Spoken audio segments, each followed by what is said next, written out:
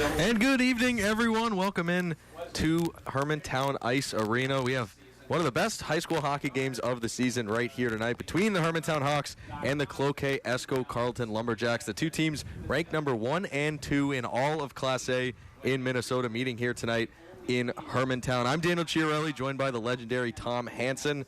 Tom, it's going to be an exciting one. We're going to see both these teams later on in March at Amsoil Arena. Certainly a potential section final preview here tonight. If you judge just by the parking lot, this will be a big game because I don't know about you, but I think I parked about a half mile away to get over here. Yep. So, yeah, it's a popular game. Two very talented teams. Should be exciting to see what the outcome is. Obviously, Cloquet comes in. Cloquet Esco Carleton at 16-4. Hermantown, very talented team, 13 wins themselves. And the thing about it, too, Daniel, you have to stop and think and reflect back, is the schedule these two teams play. It's not exactly the easiest schedule from who they play not only tonight, but how they play up to this point and even the rest of the way, prepping them exactly for what you said, postseason play, to get to Amsoil, and then, of course, even a big arena after that, after Amsoil. Yeah, both teams, sprinkle in some AA competition throughout their schedule in the regular season. Certainly not an easy road for the regular season for either of these two teams. Surprising that it took this long of into the season for these two clubs to meet up, but first meeting for both these teams here tonight at Hermantown Ice Arena. You mentioned it, packed barn here. Barely find a parking spot. Seems like the entire city of Cloquet and Esco and Carleton made the trip here to Hermantown. So it should be exciting. The Lumberjacks are led by their top line. I had to triple check my math on this one. Not a big math guy. Their top line, Grady Knutson, Nico Gentilini, and Bobby Thornton. The three of them, 115 points combined on that top line for the Lumberjacks. So a lot of their offense comes from those three players, those three seniors, been with the program for a very long time. And then on the other side of the ice, the Hermantown Hawks, River Freeman, their captain, 22 goals on the season in just 20 games. So a lot of talent. A lot of firepower. And you're exactly right. And if you stop or slow down that line, then they've got others that can pick it up, right? And even for both teams. And so certainly the Stars would be the ones to keep an eye on tonight. There's no question about it. And that's who the coaching staffs would want to see shine in this game tonight. Should mention for our viewers at home, we're still about 10 minutes away or more from the start of this game. So just to set up what you're seeing here on your screen right now, junior varsity game went a little bit long, if you will. 4-1, Hermantown will win over CEC in the JV game. And so we're probably 15 minutes away by the time you get the introductions, the sound and light show, the anthem. Yeah, we're probably quite a ways away yet. So Daniel and I will just fill you with hockey knowledge until then. And Daniel, just tell for the Cloquet Esco Carleton fans how special that last game was that you did a Cloquet game. An outdoor, is that the last time you did a Cloquet game was the outdoor game, I believe? Yeah, that was our last broadcast on My 9 Sports, the Cloquet Hockey Day Cloquet against the Sartell Sabres. Wow. The Lumberjacks unfortunately falling 2-1 in overtime, but it was a crazy experience, especially for like a big hockey fan like myself, to see an outdoor hockey game, the entire community come together, weeks and weeks of hard work and effort to put an event like that on. And I'd say it was a success. Stands were packed. There was a lot of kids out there having a great time. Wow. Just to see the entire community of Cloquet and Esco and Carleton all come together to celebrate hockey, because at the end of the day, that's what the entire weekend was about. You had the Veterans game to kick things off, which was awesome to see. The Iron Range Warriors and the Lake Superior Warriors, JV teams, varsity teams. It was just a great experience. And I'll say I think it was a successful one. Even though they didn't get the win on the ice, it was still a great time and a great weekend. What a showcase. And I've only seen it through the story that you did, and we're going to have more on that right in the intermission. Yep. We'll see more of that hockey in case you missed it, some of the sights and sounds that he's talking about. And I agree with you. To have a community put that together, it takes a monumental effort to everybody come back, because the lights, the boards, just the ice maintenance alone, right, for something like that. And kudos to everybody that made that happen, Hockey Day Cloquet. I was doing Hockey Day indoors for Bulldogs that day, but certainly following along what you were doing that day. Yeah, it was awesome. I got to talking to Nate Knutson. He's the father of Grady Knutson, who I just mentioned on that top line. He was the organizer of the entire event, and just like you said, Tom, he said it wouldn't be possible if you didn't have all those local, construction companies, sponsors, things of that nature to all come together and help put an event like that on. So it was great. It was awesome. So you'll be back here, Grand Rapids, right? Grand Rapids and Hermantown. So this will be another warm-up for another Hermantown, another familiar Hermantown game you're going to have coming up next week. As we get close to the end of the season, like you say, all these coaches want their teams. All these teams want to play, and we'll take advantage of that, Craig. We'll have gearing up for the playoffs, right? Certainly. So you want to be healthy, sure, right? That's one thing, but you want to be playing some of your best hockey at this point going into postseason play. And obviously you have to win some games before that to get to Amsoil and things like that. But this a test like this prepares teams and players for what's ahead here in February and early March. Certainly, and you mentioned it about their scheduling. I mean, having Grand Rapids as your season finale is no tomato can to walk into the playoffs with. I mean, Grand Rapids going to the state tournament last year, Hermantown as well. So those are your two representatives here in Section 7. So we'll take a quick break so we get the ice ready for introductions of the national anthem, and then we'll drop the puck between the Hermantown Hawks and the Cloquet-Esco-Carleton Lumberjacks.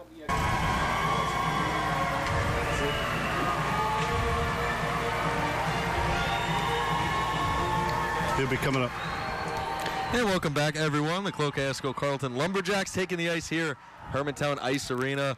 Hawks will follow suit shortly after. As we mentioned before the break, top 2 ranked teams in all of Class A in Minnesota. The Hawks ranked number 1, sitting at 13-5-3 on the season. The Lumberjacks 16-4, ranked number 2. Should be an exciting matchup. 2 teams with a lot of offensive firepower and 2 teams with great goaltending as well. So we'll see which side takes the advantage here tonight. Daniel Chiarelli alongside the legendary Tom Hansen. Always appreciate you joining us here on My 9 Sports. It seems like the entire city of Hermantown and Cloquet are out here tonight. The stands are split directly in half right at center ice. You have the Cloquet fans on the right and the Hermantown fans on the left. Cheerleaders out there as well. Tensions rising for an exciting hockey game here on this Thursday night. Both teams, Daniel, coming off wins. CEC knocked off Denfeld earlier this week 6-3 on Tuesday. And Hermantown Hawks, their last outing, knocked off Matamidi by a score of 4-0. That was last Saturday. But they have quite the run here of home games. After this one, they have Moorhead, Benilde, and Grand Rapids. So you talk about, we're talking about Hermantown here. So you talk about, Grand Rapids, they still have to play. They still have some of the top teams here coming up before the end of the season. Yeah, it must be nice, a 4-game homestand kind of heading into section playoffs. Allow them to build some momentum, work on those good habits, but shouldn't have to remind the Hermantown Hawks about good habits. I feel like it's part of their DNA here at the Hermantown Ice Arena, the banners that they have, state championship winners, section winners, things of that nature, basically span from goal to goal here at their home barn. One of the perennial powerhouses in not only Section 7, not only Class A, but the entire state of Minnesota as the Hawks take the ice here at home. Yeah, they have Moorhead tomorrow. So, they got to be ready. No rest for the wicked. There's the horn, Daniel. So that must mean we're getting closer and closer to high school hockey on My 9 Sports tonight.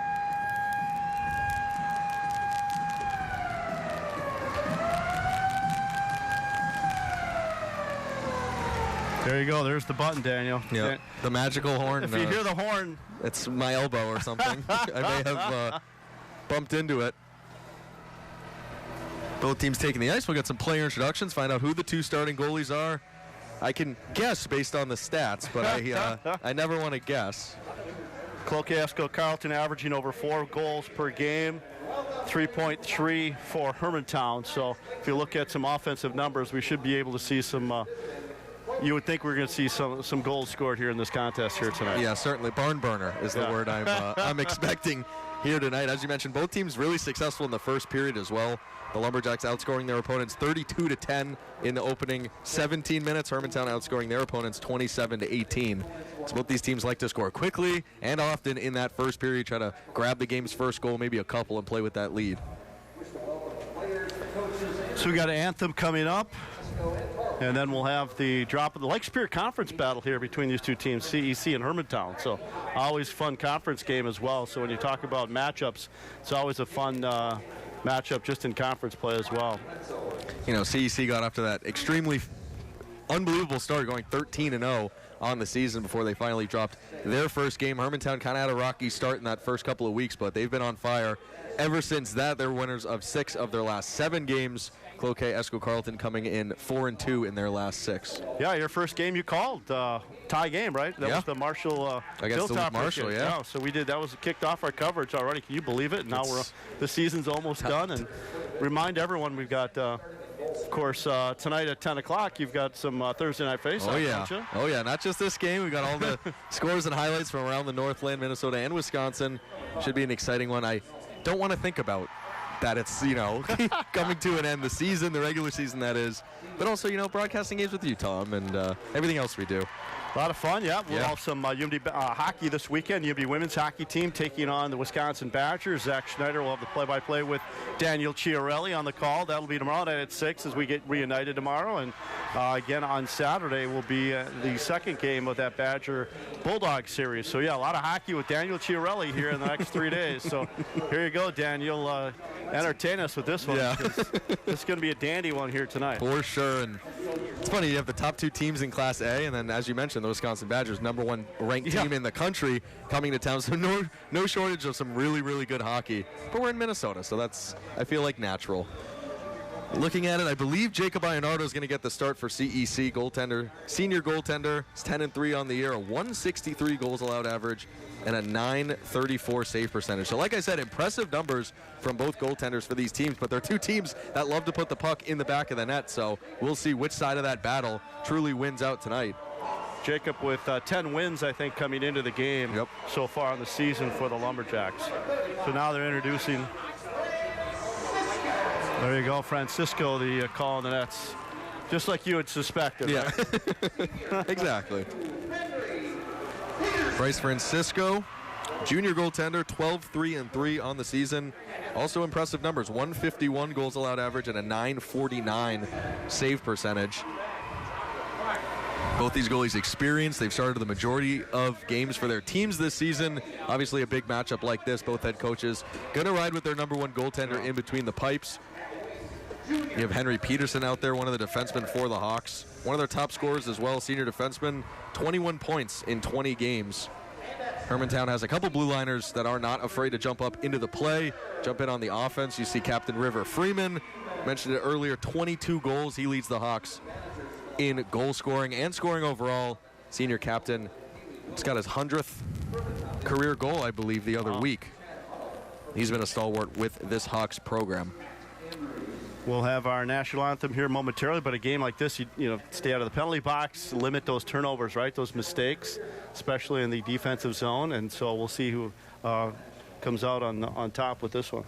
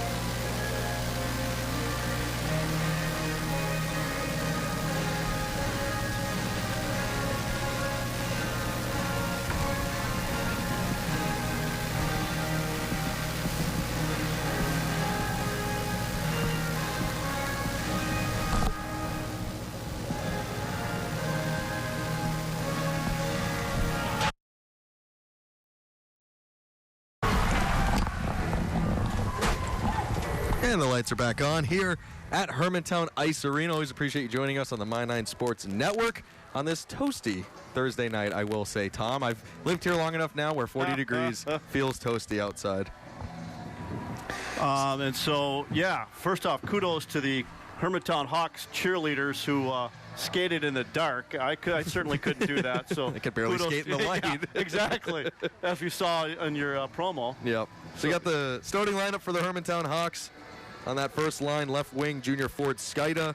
Centering that top line, Captain River Freeman. And then on the right wing, Bodie Medill, junior forward. On the back end, Henry Peterson, senior assistant captain, alongside Gabe Swenson, a sophomore blue liner for the Hawks on that top pair. And as we mentioned, Bryce Francisco in between the pipes for the Hawks. There you go. So I got the line chart afterwards, thanks to the magic of mobile phone devices. Look at that technology. See, I'm good for something every now and then. The Hawks in their classic white jerseys. They'll be skating from left to right here in the first period. Cloquet Carleton in their purple sweaters. They'll be skating right to left across your screen.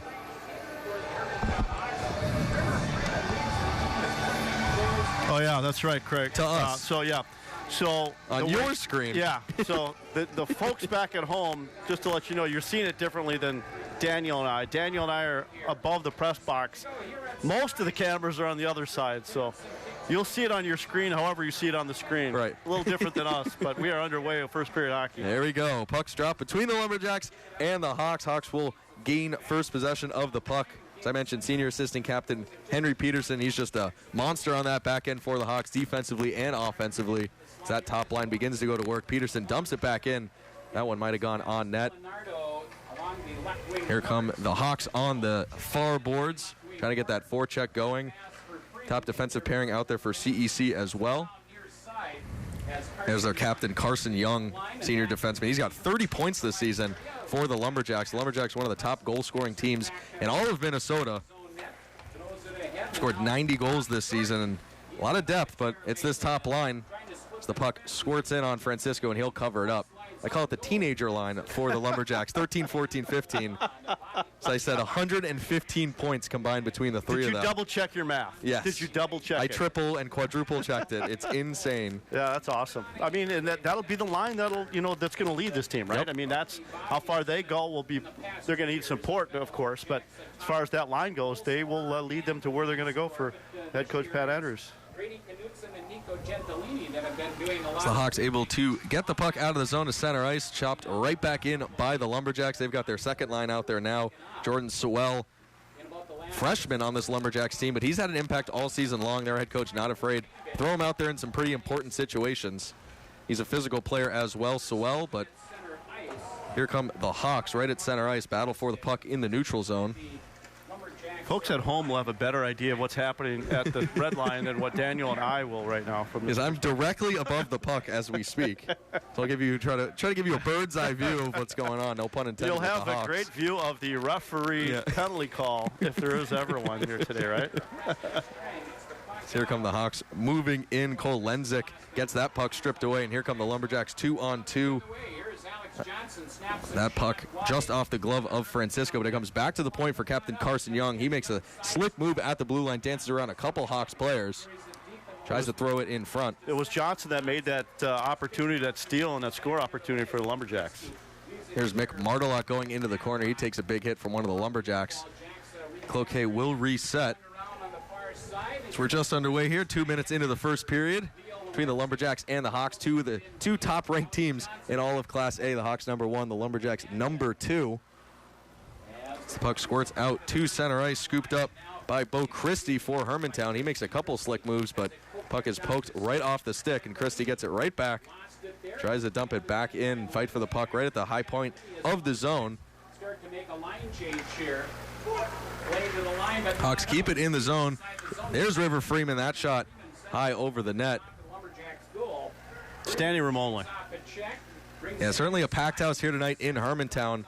You know, people know good hockey when they see it, especially on the schedule. With Cloquet being, not that far of a drive, it's not surprising to see a packed barn here tonight. Here's a high shot. That was Nico Gentilini for Cloquet. That one sailed just over the net. And out of play. And out of play. Thank you, Tom. And we'll take a quick break. 14:02 to go in the first period between the Lumberjacks and the Hawks.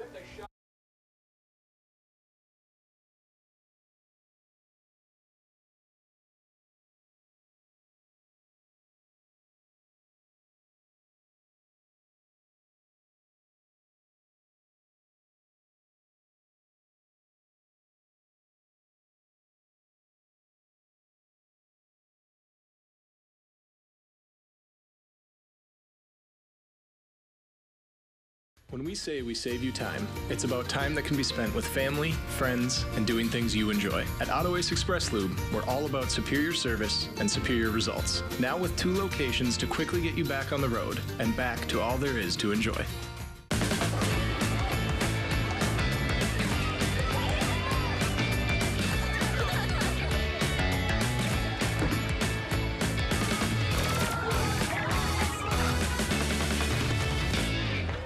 Gentilini, that puck saved by Francisco. You saw right there chemistry that top line has, all three players touching the puck there. But here comes River Freeman the other way with a head full of steam right at the faceoff dot. That shot saved by Ionardo. So both of these teams, strong suits on display right there on that shift. The top line for Cloquet, River Freeman for Hermantown, as there's a turnover, and in come the Hawks one more time. Jackson Erickson's spinorama shot, that one goes just wide. Clean zone exit for the Lumberjacks, and that top line right back to work. Yeah, Gentilini brought it right back in there for the Lumberjacks, but they couldn't sustain that one, at least initially. And Nico and his brother Luca Gentilini now out there together for the Lumberjacks. So they keep it at the blue line. A couple players whack at it. No one gets the shot off. So it goes in deep once again. Connor Sullivan for the Lumberjacks. He's 1-on-2 fighting for the puck in the corner. Sewell on the wall got it free. Good chance there. Yep, a freshman forward for the Lumberjacks. That puck squirts out, and here comes Hermantown in their transition game, something we've seen early in this one. Try to use that speed to their advantage through the neutral zone. It's Alexander Nicklin down below the goal line. He'll try to get the forecheck going. Him and Cam Lukowski, senior defenseman. Cloquet is able to escape that pressure. 11:54 to go here in the first period. Back and forth we go between the zones. Mick Mardelock trying to gain possession of it. Cloquet is able to scoop it up and reset. Cloquet will send it rink wide. So much for the high scoring affair I was talking about the pregame, right? Well, both teams still feeling each other out, let's say. 6 minutes into this one. Total 5 shots on that. Yeah. The Hawks with 4, Cloquet with just 1. Looking for more here, back to the point. Painovich, that shot easily knocked down. Through center ice, good back check there. Leo Luentz for the Lumberjacks to break up that potential odd man rush. Big hit there. Lenzik. Mick Mardelock, the big hit. Couple big hits at center ice now. As I said, Tom, both teams feeling each other out. I feel like the intensity and the action will only increase as the game goes on. That's a good point. Hermantown's been off since Saturday, so a little bit more rest as opposed to Cloquet just fired one off into the bench area. Hopefully everybody's all right. I won't say that was in our direction, but in our general... Yeah, we could see where that one landed. There's no doubt about that one. Our general vicinity. So we'll get a face-off to Francisco's right. 10:49 to go in the first period. As mentioned, both teams a bit of a hot streak. Hermantown winners of 6 of their last 7 games. Cloquet 4 of their last 6 games, skating to a victory. Both these teams have had impressive seasons. The Hawks doing what they do best here in Section 7A. Cloquet Lumberjacks started the year 13-0. Maybe a bit of a surprise for hockey fans here in Northeast Minnesota, but they've definitely proven it as that high shot right into the glove of Francisco. It's a good thing Francisco snared that one cleanly. He had a couple Lumberjacks right there, and so had he dropped that or fumbled it or misplayed it somehow, that one could have easily been the first tally of the game, but he snared that one cleanly. Yeah, that shot came from senior defenseman Hudson Snezerud. There's a couple pairs of brothers on this CEC team. Hudson playing with his brother Bram Snezerud, freshman defenseman, but he's got 7 assists this season, so a couple of freshmen certainly making an impact for this Lumberjacks team. That shot's paddled away by Ionardo to the corner. That was River Freeman letting one go. As here comes Grady Knutson. Slick move, tries to go to the center of the ice. Good defense there, Gabe Swenson. Knutson still has it all the way around the world. That shot by Carson Young swallowed up by Francisco. As you mentioned, Tom, again, a couple Lumberjacks sitting right in front of Francisco, either waiting for the deflection or a possible rebound to try to pitchfork into the net. Well, that's why Hermantown has played the schedule they've had, right? I mean, to prepare for games like this and opportunities and opponents that can capitalize on that. And so they've learned up to this point that, boy, you got to make some room for that goalie to make that clean save initially. And I would say one of, the questions coming into this season for Hermantown was their goaltending. They lose Dane Calloway, who was stalwart for this Hawks program. Kind of didn't know who was going to step into that role. But Bryce Francisco, just a junior, getting the starting role here. So we get an offside call on Cloquet. 12 wins for him, right? 12 wins coming in, I believe. 1.51 goals against, save percentage 95%. So certainly risen to the occasion of what they needed here in Hermantown for Hawk hockey. 100%. So we get a neutral zone face-off here. Charlie Marchand, another one of those Hawks He's been in this program for a while, certainly making his impact felt. 12 points on the season, a nice even 6 goals and 6 assists for the senior. That stretch pass just out of the reach of Nicklin, but on net, so no icing. Ionardo skies it, but right to a Hawk who lets a shot go right into the chest of Ionardo. A couple players meet up after the whistle. So we'll take a quick break here. Still scoreless between the Hawks and Lumberjacks. 9:26 to go in the first period. And welcome back, everyone. Still scoreless here at the Hermantown Ice Arena between the Hawks and the CEC Lumberjacks. Always appreciate you joining us here on the My 9 Sports Network. Daniel Chiarelli alongside the legendary Tom Hansen for some Thursday night hockey.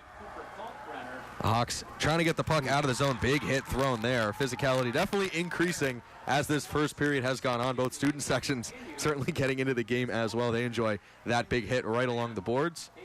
That was Johnson with the hit for Cloquet in the corner there. And there he is again, threw another one, and this time they got him.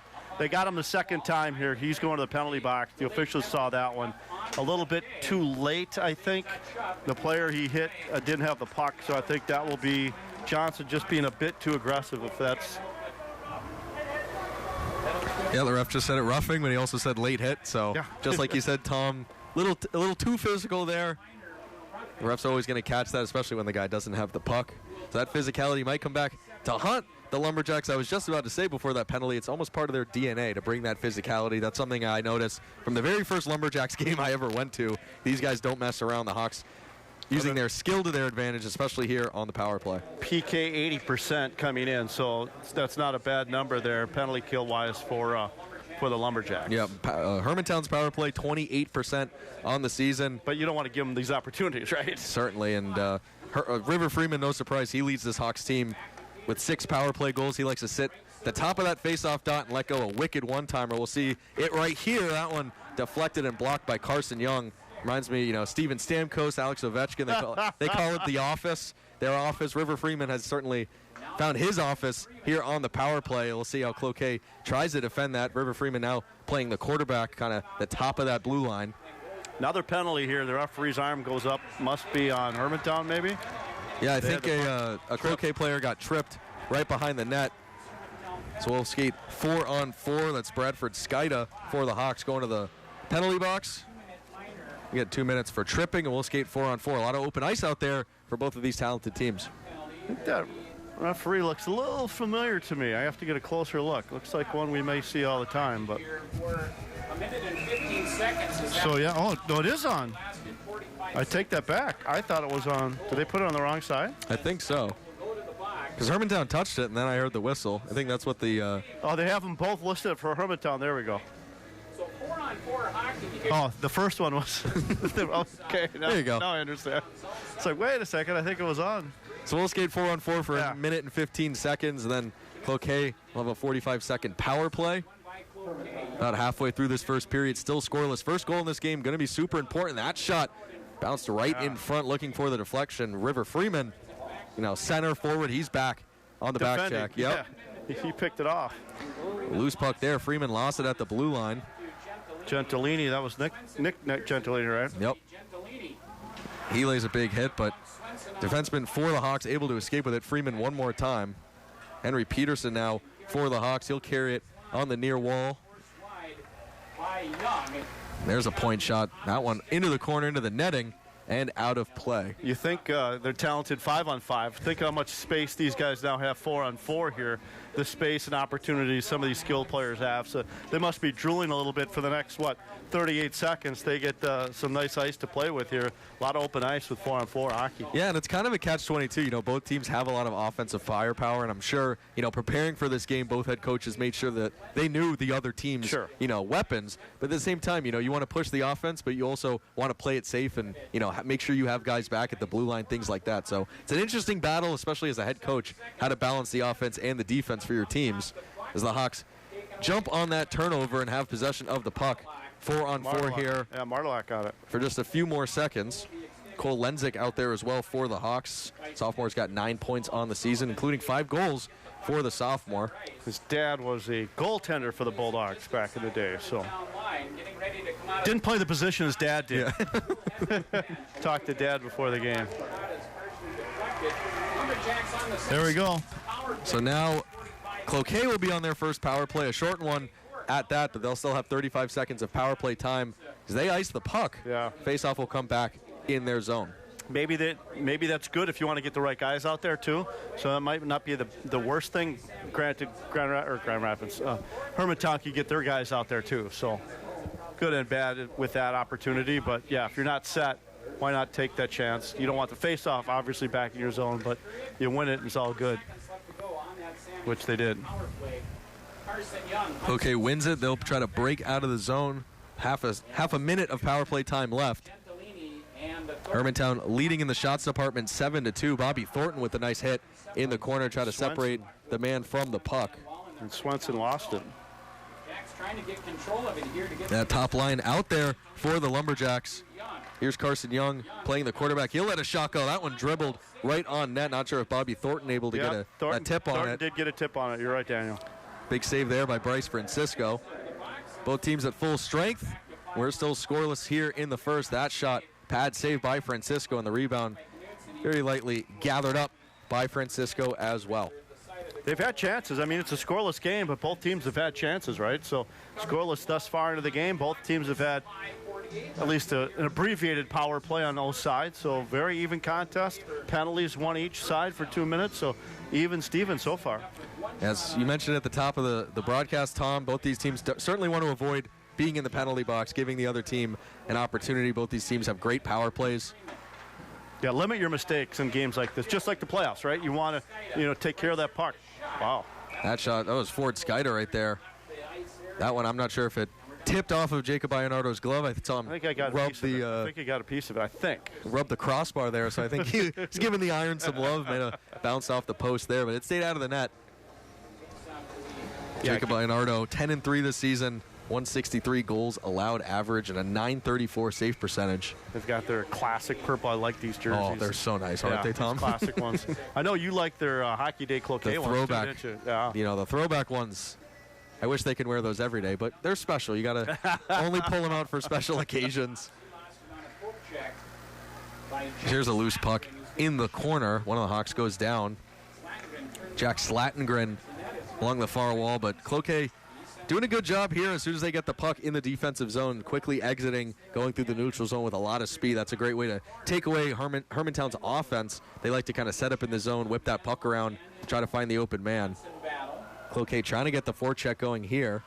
As we approach 5 minutes to go in the first period, still scoreless between these two exciting hockey teams, both ranked in the top 2 of all of Class A. The top of Section 7 as well. We'll see them both later at Amsoil in a couple months, believe it or not. As the regular season winds down here in Minnesota. The Hawks reset. Try to dump in, not fully dumped in. Carson Young standing at that blue line well. The Hawks will go off for a change. Coming up at the first intermission, we'll have more Alexis Bass with a couple of Bulldogs who represented their country recently, and also more on Hockey Day Cloquet, right? All coming up at the intermission. Yep, she sat down with Max Plant, Adam Kleber, 2 members of the Bulldogs men's hockey team who went over for the World Juniors, bringing back a gold medal to Duluth. They talk about their experiences. As here is a breakaway for the Lumberjacks, a shot. I believe that one went wide, or Francisco got a blocker on it. Either way, he keeps the Lumberjacks off the boards. Wow. It's Jordan Sewell, that freshman I was talking about. He plays with a lot of speed and energy for this Lumberjacks team. He got a nice stretch pass. Not sure who threw that pass out to him, but he had a clear breakaway on Francisco. There's another shot fought off by Francisco. That loose puck was sitting right in front. Lucas Gentilini was trying to find a handle on it. He couldn't. He was tied up. Here come the Lumberjacks one more time. Not letting the Hawks get it deep in their zone. River Freeman's taken down. No penalty on the play. River Freeman looks like he's holding his shoulder. We'll keep an eye on that one as the Hawks move into the zone. Bodie Medill for them, and Bradford Skuyter as well.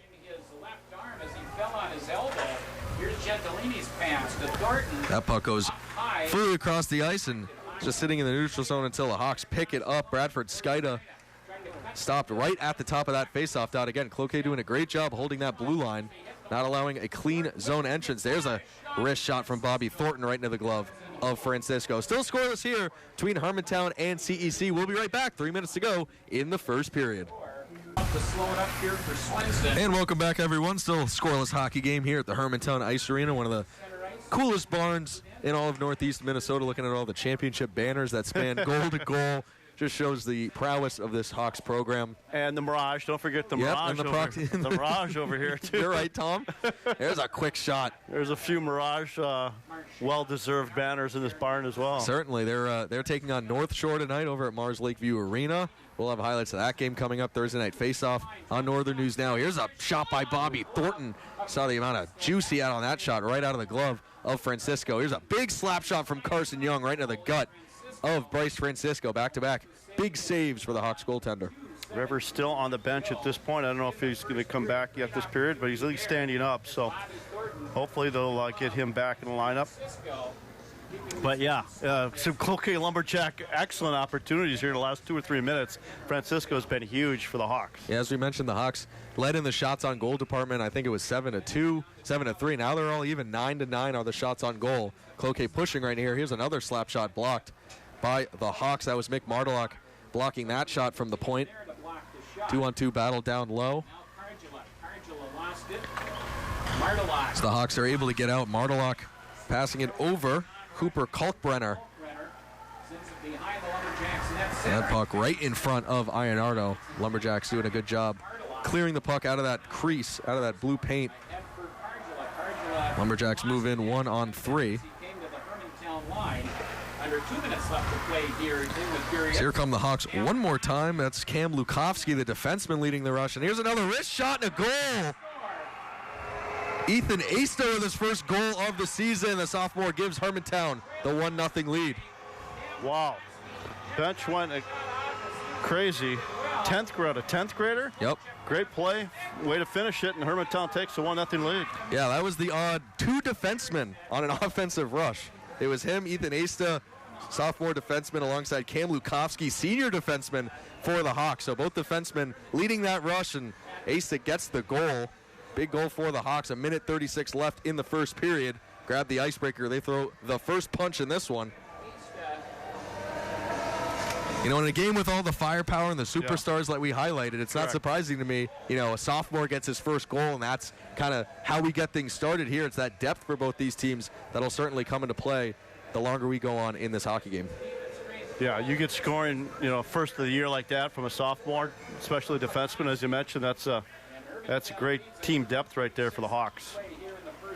So under 90 seconds to go in the first period, the Hawks with the first goal of the game. That backhander gloved by Jacob Ionardo. He'll make the save. We'll get a face-off in the Cloquet zone. Aister with the goal, as Daniel said. Let's pick up the assist. Lukowski and Martelak with the assist, right? Yep.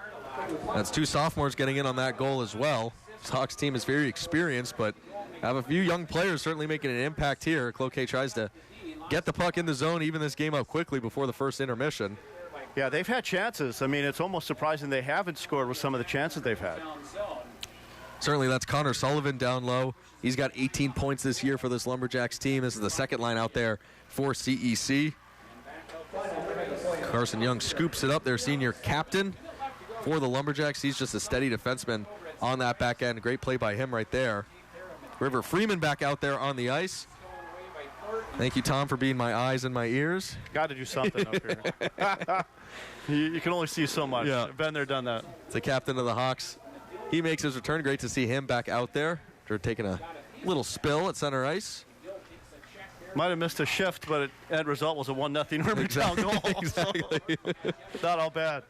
Here's that top line. They move in. Gentilini lets a shot go, and he scores. Twisted wrister, Nico Gentilini, and he ties the game up at 1. Wow. Crossing from left to right and went low into the corner, and that speed, and was not denied on that opportunity. What a shot that was by Gentilini's 15th goal of the season, 44th point in his 21st game. He leads the Lumberjacks, and they tie this one up at 1-1. Just 24 seconds to go in this first period. That top line for the Lumberjacks, the 3 of them moved in with speed. Gentilini cut to the center of the ice, skated one way, shot the other, like you just mentioned, Tom, and he beats Bryce Francisco. What a shot that was, and we're all square. What a matchup tonight. This is going to be fun to watch. The next two periods, just 10 seconds to go in this first period. Here come the Hawks with some speed. Bradford Skite out there. River Freeman, he spins, passes. There's a quick shot just over the blocker of Ionardo. That was close.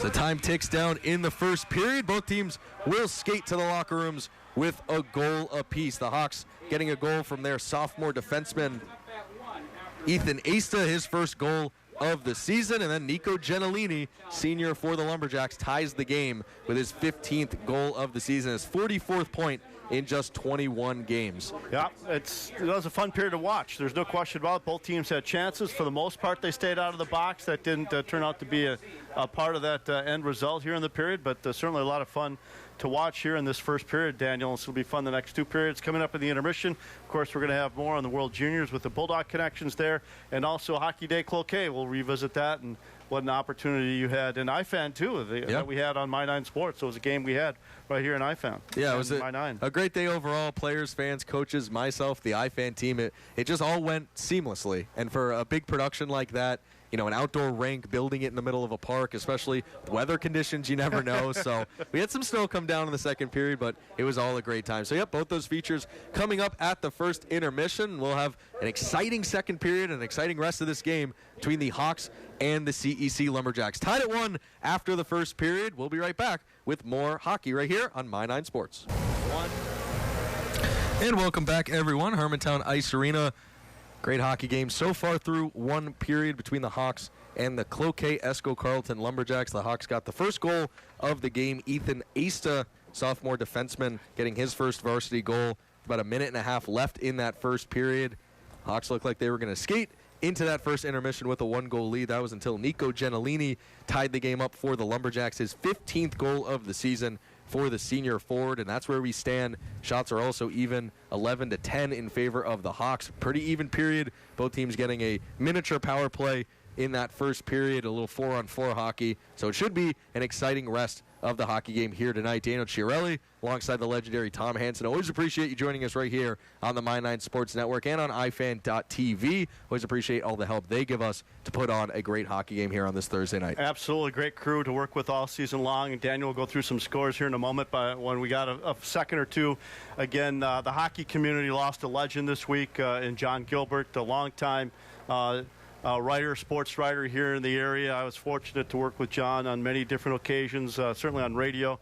He would join me often on UMD women's hockey games as the intermission guest, but he had so many stories, liked to tell stories. They weren't long, they weren't short stories, so he worked into the games and the game coverage, and it was just a lot of fun working with John and his knowledge of high school, college, obviously professional hockey, his writing with cars and auto racing. Certainly will be missed as all the best to the John Gilbert family. Of course, for those that don't know his family history, his dad played for the Duluth Eskimos, played Major League Baseball. Truly a loss for not only the hockey community, but I think the sports community overall. John wrote a couple books, one on Herb Brooks, another one on the Miracle on Ice team, and all the best to his friends, his family, people that worked with him. And I know you covered press conferences with John with UMD, and always at games, always at press conferences, and it was almost like not a sporting event if John was there, right? I mean, he truly will be missed by many, many people. Certainly, I know you've had decades of experience working alongside John, even as a young up-and-coming sportscaster. Just the impact he had, as you mentioned, he was at every sporting event you could imagine with his little chair he'd pull up and sit right there, take his notes, and I was notebook, don't forget the notebook. Of course, I was always a sponge anytime I was next to John Gilbert, just kind of absorbing all that sports knowledge he's had and all the things he's seen over such an illustrious career. So as you mentioned, Tom, certainly a big loss, not only for, the hockey community here in Minnesota, but the sports community right here in the Northland. So he'll certainly be missed. And nice tribute Alexis Bass did last night. I told her that, with some pictures of John, because it wasn't just hockey, right? Nope. He was covering UMD football or volleyball, softball. I mean, anything local. And that's what, I really admired about John is, we were out covering games, but there would be John right there as well, covering the local highlights, local stories, local athletes, and great career with the Minneapolis Star-Tribune, of course, the Duluth News-Tribune, and other publications. Actually, on radio, we were colleagues together at KDL Radio. He had a show right after our show on the morning show, and So again, certainly be missed, but just a wonderful individual, and all the best to his family and friends in this very, very, very, very difficult and challenging time, which brings us to the second period, which will be a very, very difficult and challenging time for these two teams. So, Daniel, thanks for that opportunity to get a shout-out to John and his family and friends, and we miss him already. Yep. It's just a hockey game without John is just not quite the same. Both teams ready to go here in the second period. Both teams sporting their top lines. The long line change comes into effect here in the second period. The bench is being farther away from the defensive zone, so we'll see how that comes into play here in the middle frame. Both teams getting a goal in that first period. As I mentioned, extremely even period between these two very impressive teams here in Class Single A. They're waiting for some ice to dry, I think, behind the Cloquet net at this point, or at least taking a look at maybe some excess. That's why we have a little bit of a delay. Chance to go through some scores if you got some scores there, Daniel. Certainly, the Duluth East Greyhounds boys varsity team out in Bemidji tonight. They're losing 2-0. That game currently in progress. A great game, AA matchup, Rock Ridge versus Grand Rapids. Grand Rapids with a 4-3 lead at last check. Our own Jeffrey McClure is out in Proctor at the St. Luke Sports and Event Center. The Rails taking on the Superior Spartans. The Rails with a 1-0 lead. Shout out to Jeff for texting me that as soon as Proctor scored. He was trained well in a fine institution here in town, across the bridge. From a fine professor, I hear, through the grapevine. And featured in the Telegram. Yes. Just a nice shout-out by the high school staff at Northwestern. Yeah, it was a full circle moment for Jeff. It was Any other awesome scores? Sorry to interrupt. No. Shout out Jeff, too. No worries. I know that the Proctor Hermantown Mirage are at Mars Lakeview Arena tonight. No score yet to report there. They're taking on North Shore. North Shore, kind of a newer collection of players for them this year. They're now accepting Duluth Marshall girls hockey players over to the North Shore program. So it's a co-op team. They've certainly been on fire throughout this season. Duluth Marshall, both their boys and girls hockey teams have had quite impressive seasons so far this year. As you mentioned, Tom, they're just doing a little ice work. Yeah, a little maintenance behind the net there, a little extra access. Again, safety. And nice. Again, kudos to the referees. As you're seeing this, they need more referees. And not just in hockey, but volleyball, basketball, soccer, lacrosse. You name the sport. Both Minnesota and Wisconsin need officials, and this is exactly why. They could see not necessarily an unsafe situation, but potentially they take care of it. They take care of the squeegee, take care of the water, delay of about 2 or 3 minutes, gives a chance to Daniel to get a sip of water, run through some scores, and we're back at it. And so if that's something you want to do, maybe you were connected in high school or college to a sport, by all means, the high school league in Minnesota and Wisconsin would welcome your involvement in these games, for sure, because you know what? We don't have these games without the officials. Certainly. And we don't have them as well without our sponsors. So we'd like to thank our corporate broadcast partners as well, Essentia Health and Kohler Chevrolet Buick GMC, for all of their support, not only tonight, but all season long, bringing us the sights and sounds of iFan.tv and also My 9 Sports. And Daniel now all of a sudden has to look at the clock because he's got 2 periods of hockey and a Thursday night face-off to get to here tonight. Can't complain, Tom. Living the dream. Shot right off that opening faceoff, swallowed up by Bryce Francisco. So the Lumberjacks right at it. I think that was 6 seconds off the clock before we get a second faceoff. Yes. Message sent. Take the puck to the net now by Shea Walters and his coaching staff. So the teenager line, as I like to call them out there for the Lumberjacks, 13, 14, 15. Again, now 117 points. Look at that quick math, Tom, on the season between those 3 seniors. You got to have to use AI to keep track of those numbers in this game, right? There's a huge hit right in the Hermantown zone. Another big hit. So physicality certainly ramping up. I wonder if that was part of the message head coach Shea Walters had in the intermission. Saw that physicality a little bit towards the latter parts of that first period, but as I mentioned, it's part of the identity of this Lumberjacks team to kind of throw the body around, separate the man from the puck. They like to play that tough game. They always have, always will. I think that's their MO of, you're going to see that, but you're going to see that from Hermantown too, right? Certainly. As River Freeman passes the puck down low into the zone. Here's a sharp angle backhander shot. What a save. Jacob Iannardo able to cover that one up. Brad Skida with that opportunity on the doorstep, and Skida got to it, and to his credit, took a shot right away, right? You didn't stick handle with the puck, didn't just took, when you're that close to the net, hey, why not off a pad, off a skate, off a stick, see what happens. So Skida with a nice play there for the Hawks. Yeah, and it's often those quick shots, like you mentioned, just grip it and rip it, as they like to say in lacrosse, but the same applies for hockey. Those sometimes fool the goaltender where they're expecting pass or they're expecting a stick handle or something like that, and that quick shot fools them. So good play by Skida for the Hawks. They recover in their own defensive zone. Good keeping by the Lumberjacks. That was Painovich. Game 1-1. If that's not even enough shots, exactly 11-11. That's how even this game is. One penalty each team.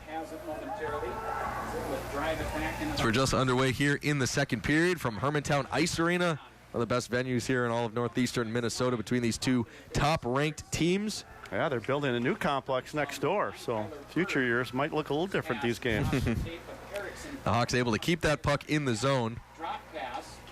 Big hit again. CEC's Luca Gentilini, younger brother of the goal scorer Nico, separates that man from the puck. Here comes Connor Sullivan for the Lumberjacks right down Main Street. He may have slipped and fell down. He loses possession of it, and out come the Hawks. Puck sitting at neutral ice, and the Lumberjacks dump it right back in. Preston Strang down low for the Lumberjacks. Once more, Leo Luentz dumps it back in. The Lumberjacks get that forecheck rolling here in the second period. Puck sitting at the blue line, dumped right in on net. Francisco paddles that one to the corner. CEC holds on to it. Alessandro Johnson for them, right back to the point. That shot from Carson Young bounces off a shin pad. Hawks trying to get out of the zone, and they do. Here comes Bo Christie. He holds off a man. That cross-ice pass, looking for someone on the back door. No one was there for Hermantown. 1-on-3 for the Jacks. Jackson Erickson will just dump it in and go off for a line change. Both teams actually go for the full line change. Top line back out there for Cloquet. They set up. Gentilini finds Bobby Thornton. Backhand pouts to Knutson, drives right to the net. Couple opportunities. Puck still loose as the goaltender goes down. We got penalties here behind the play. Quick whistle there. Bobby Thornton wound up on top of Bryce Francisco. She mentioned Tom ref pointing to one of the players to tell him to go to the box. I believe that'll be Bobby Thornton, but we'll see what the call is. I don't know if they're taking both of them or just one, but they might be taking. We got replays here. Go ahead and show it. Well, Daniel figured, as you see the replay here, great opportunity here, and then afterwards a little scuffle as they're talking about it. This Hermantown team's right back here tomorrow. They're taking on Moorhead tomorrow. And then they have Benilde St. Margaret's after that. Right now, Benilde leads Ornell 3-0. So now they're still talking about it. The official's still talking about it, Daniel. So I don't know if there was a head contact or upstairs or not, but right now just a 2-minute minor for, so it's just one player on one team. I thought maybe they'd go both ways, but that's not the case. So Bobby Thornton for the Lumberjacks. He'll sit for 2 minutes. Not sure the exact call. Could have been goaltender interference as he ended up on top of Bryce Francisco on that net front scramble. So the Hawks get their second power play of the game. Their first one was canceled out by a penalty they took on their own. Goaltender interference, you're right. Goaltender interference. So barring a penalty taken by the Hawks, this will be their first full power play. 13:41 into this middle frame, tied at 1. Here comes River Freeman, head full of steam down below the goal line. Backhand pass over to Bradford. Skida got broken up. Freeman ends up with it one more time. Here's Nicklin at the point, and the Hawks are set up on the power play. Here's Skida. Down low, Charlie Marchand. He'll work behind the net. Here's River Freeman in his office. Henry Peterson at the point. Big shot from Peterson. That one might have glanced off the post. Saved by Ionardo. We'll take a quick break. The Hawks on a power play, tied at 1 here in the second period. We bought an Envision Avenir, and we love it. Happens to be the exact vehicle we're standing beside. And we picked Kohler because Kohler is local, and we like to shop local. And Nick was a great salesman. He really went out of his way to help us. I mean, we're a little older, and we needed some advice on the what to buy in the car, and he was so helpful. You're not just getting a car, you're getting Kohler. Ends up in the left. Welcome back, everyone. Hermantown on their second power play of the night, still tied at 1 here in the second period, and they're set up in the zone. Here's Nicklin. He finds River Freeman standing at the top of that faceoff dot, looking to let the one-timer go. Pass down low. Good break up there. Hudson Snezerud getting a stick on that puck. 40 seconds to go in the power play. Break up that pass. Here's Henry Peterson. The Hawks have had the puck in the zone for, I'd say, the last minute here, trying to get a clean shot. River Freeman, that shot deflects. And the Lumberjacks get a big clear. They'll be able to make some changes on the defensive end. Yep. New killers out there for the Lumberjacks. New set of power play unit for the Hawks. We're under 17 seconds to go on the man advantage. Peterson still out there. Dipsy doodles around into the face-off dot. That shot into the chest of Ionardo. And again, maybe mishandled a little bit, but kept it right close to him. Nobody else was going to get to that. So you certainly don't want Hermantown taking second or third whacks at it either. So it's nice control there by Ionardo there in that. Henry Peterson, one of the more impressive players on this Hawks squad. 21 points for the senior defenseman in his 21st game. So he's a point-a-game player this year for Hermantown on that back end. One of their assistant captains as well. One of the leaders for this Hermantown team. Him, River Freeman, a couple players that have been around this Hermantown Hawks hockey program for the last 4 years. Certainly made multiple trips to the state tournament. They know kind of the prestige that this Hawks program has, and they want to continue it into 2025. Head coach Patrick Andrews having a little bit of conversation with the officials while that's happening. Can let you know that Rockridge and Grand Rapids playing. That's a 2-2 game. We had Rockridge on, Tuesday night, right? Rockridge and Hibbing on Tuesday night. A couple other scores. I think it was Superior right next. Yeah, Superior 1-0. What's that? What? Proctor 1, Superior 0. That game's still in progress as well. They're not allowing them to change, and I'm not exactly sure what the conversation is with the officials, but Shea Walters is trying to get a new set of players out there. I don't blame him. Bemidji 2, Duluth East 0, game in progress. I'm not sure. I think, believe it or not, and I think I might know what. I think one of the players for Hermantown, and I'm guessing here, well, whatever it is, he had a lengthy conversation with Patrick Andrews. You saw it, yep. And now they're letting them change. Huh. Because it wasn't an icing call. It was a save by Ionardo. Perhaps Hermantown made their change and Cloquet did after. I know Hermantown, as the home team, that could very well be, has the right to the last change, so nothing gets by Pat Andrews. You're exactly right. Nothing. That point shot, Gabe Swenson, saved by Ionardo. Still on the power play, and just as I say that, it's expired, so Lumberjacks penalty kill still perfect, and we're still tied at 1. And they kept it in the zone. Great play defensively. They were Martelak keep it in the zone offensively, I should say, not defensively. Yeah, Martelak's having himself a game so far. He picked up an assist on the Hermantown's first goal of the game, scored by sophomore defenseman Ethan Asa. His first varsity goal of his career came at a great time for the Hawks, grabbing the icebreaker. So 0 for 2 on the power play for the Hawks. In come the Lumberjacks trying to get their first lead of the game. Leo Luentz out there for CEC. That shot right back in. 11:15 to go in the second period. Daniel Chiarelli here alongside the legendary Tom Hansen. Always appreciate you joining us on this Thursday night. Here's one of the Hawks moving in with tons of speed, threw it right in front, looking for the deflection. That was Cole Lenzik sitting right in front of Jacob Ionardo, trying to screen the goaltender. As Carson Young goes down, we'll get a penalty call on that one.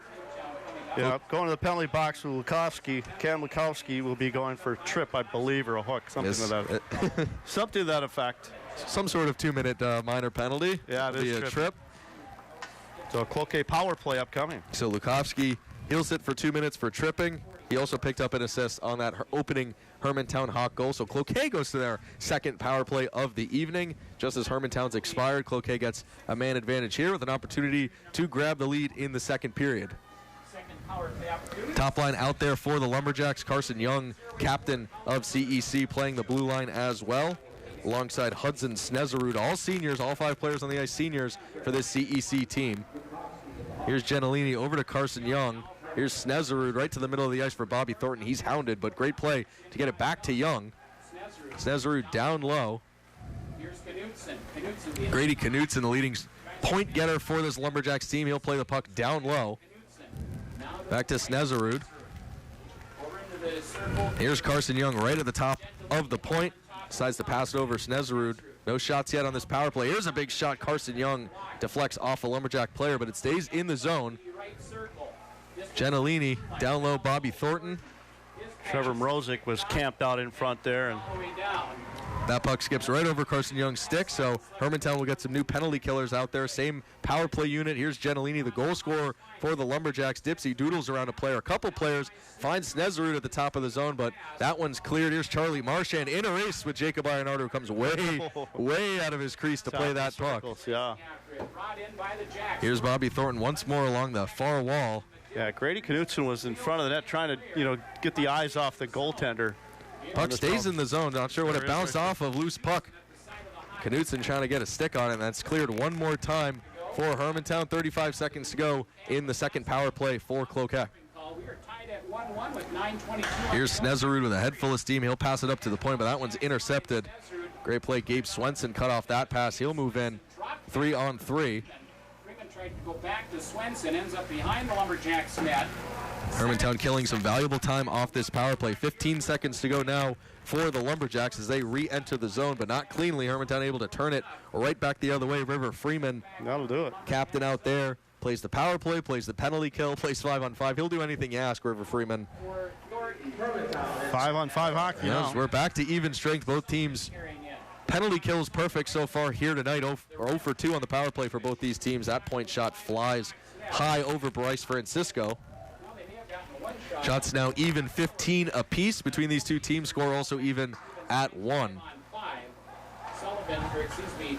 Teams play catch in the neutral zone. Here comes River Freeman. Looks for the open pass. Shoots instead. No look shot there. That centering pass. Snezerud knocked that one down. Never got through. That shot gets deflected high. It stays in the Hermantown zone. They're buzzing here off that penalty kill. Here's Alexander Nicklin down low as well. River Freeman back to Nicklin. Save by Ironardo. 8:06 to go here in the second period. Still tied 1-1 between Hermantown and the Lumberjacks. We'll be right back with more second period hockey.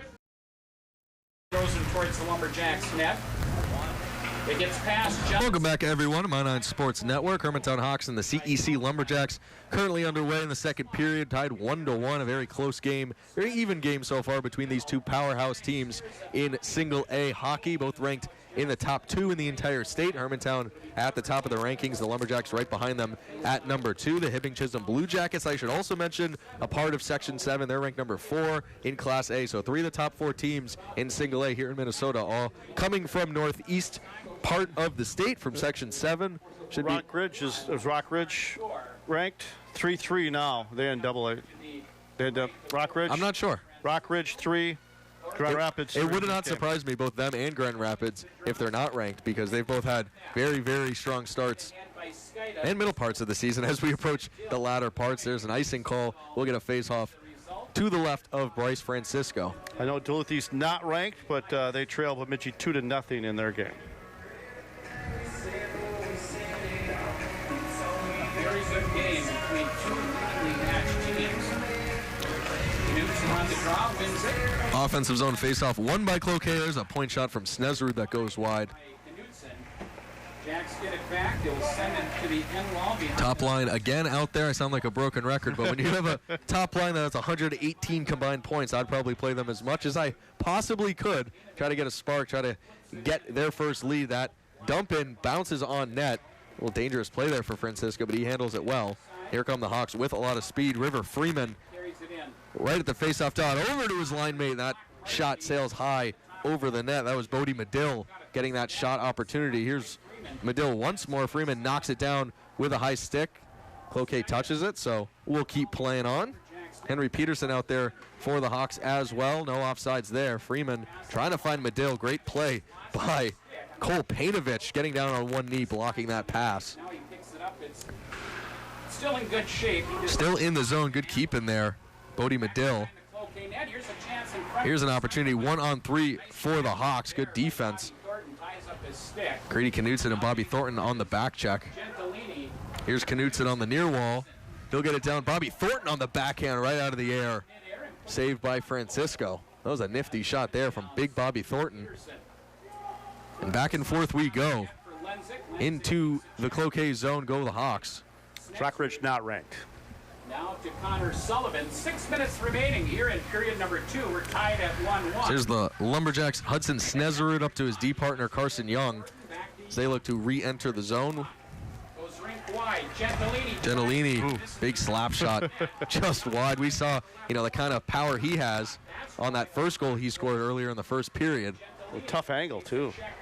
Gentilini gets taken down. We'll get another penalty call here on Hermantown. It looks like a hold.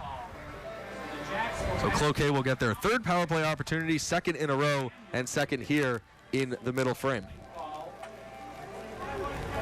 Coming up in the intermission, our Daniel Chiarelli. We'll have more on Hockey Day Cloquet, also more with the World Junior Bulldog Connections with Alexis Bass. All that and more coming up in the next intermission. And, of course, 10 o'clock tonight. Don't forget, Thursday Night Face-Off.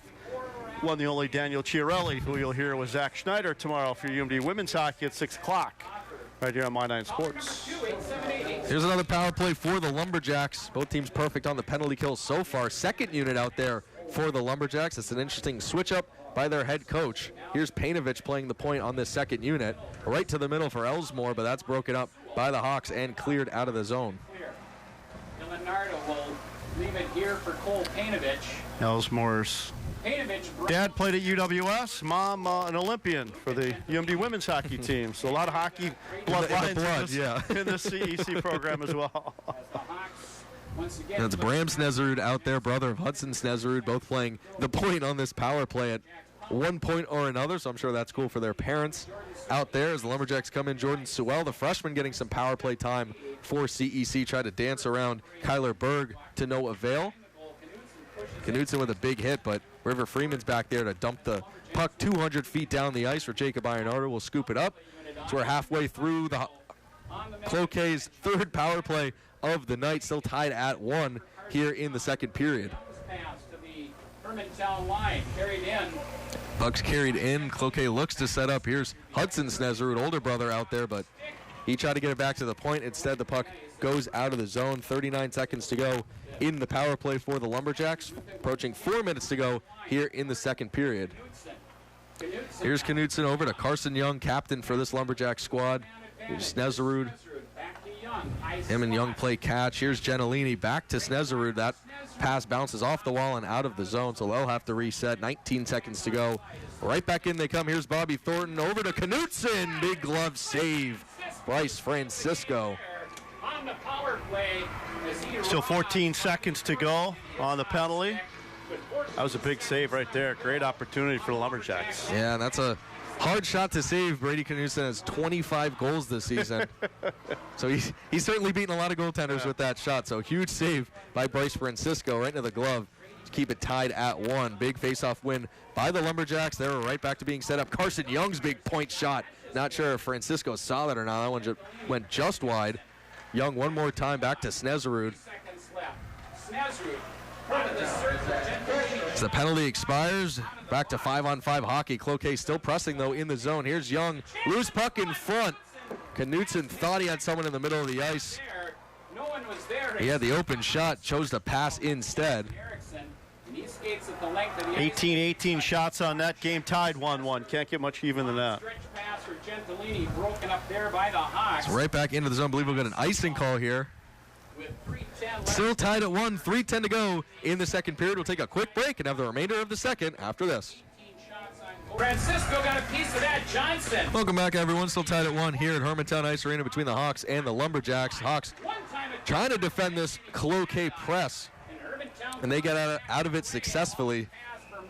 So we get another icing call. A couple great opportunities in that commercial break for the Lumberjacks. 2 or 3 big shot opportunities. Bryce Francisco standing tall like he has all night long. I'd say the scoring chances, it's been an extremely even game. I'd say the Lumberjacks might have the edge in the scoring chances, maybe by 1 or 2. Agree. Yeah, well, they had the breakaway, too. Yep. Right? They had the breakaway earlier. But credit to Francisco's defensive partners. They've been able to clear the puck, or at least most of the bodies, out of the way. So he hasn't had to face the second or third. But you're right, there were some opportunities there that Cloquet certainly had an opportunity to take this lead.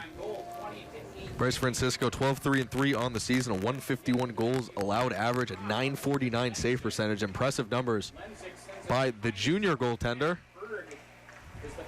We mentioned he sat behind Dane Calloway, probably learned a lot from him. The Hawks' all-time goalie leader in wins and save percentage as well for this Hermantown Hawks program as they come in. Wrist shot from the faceoff dot gets deflected.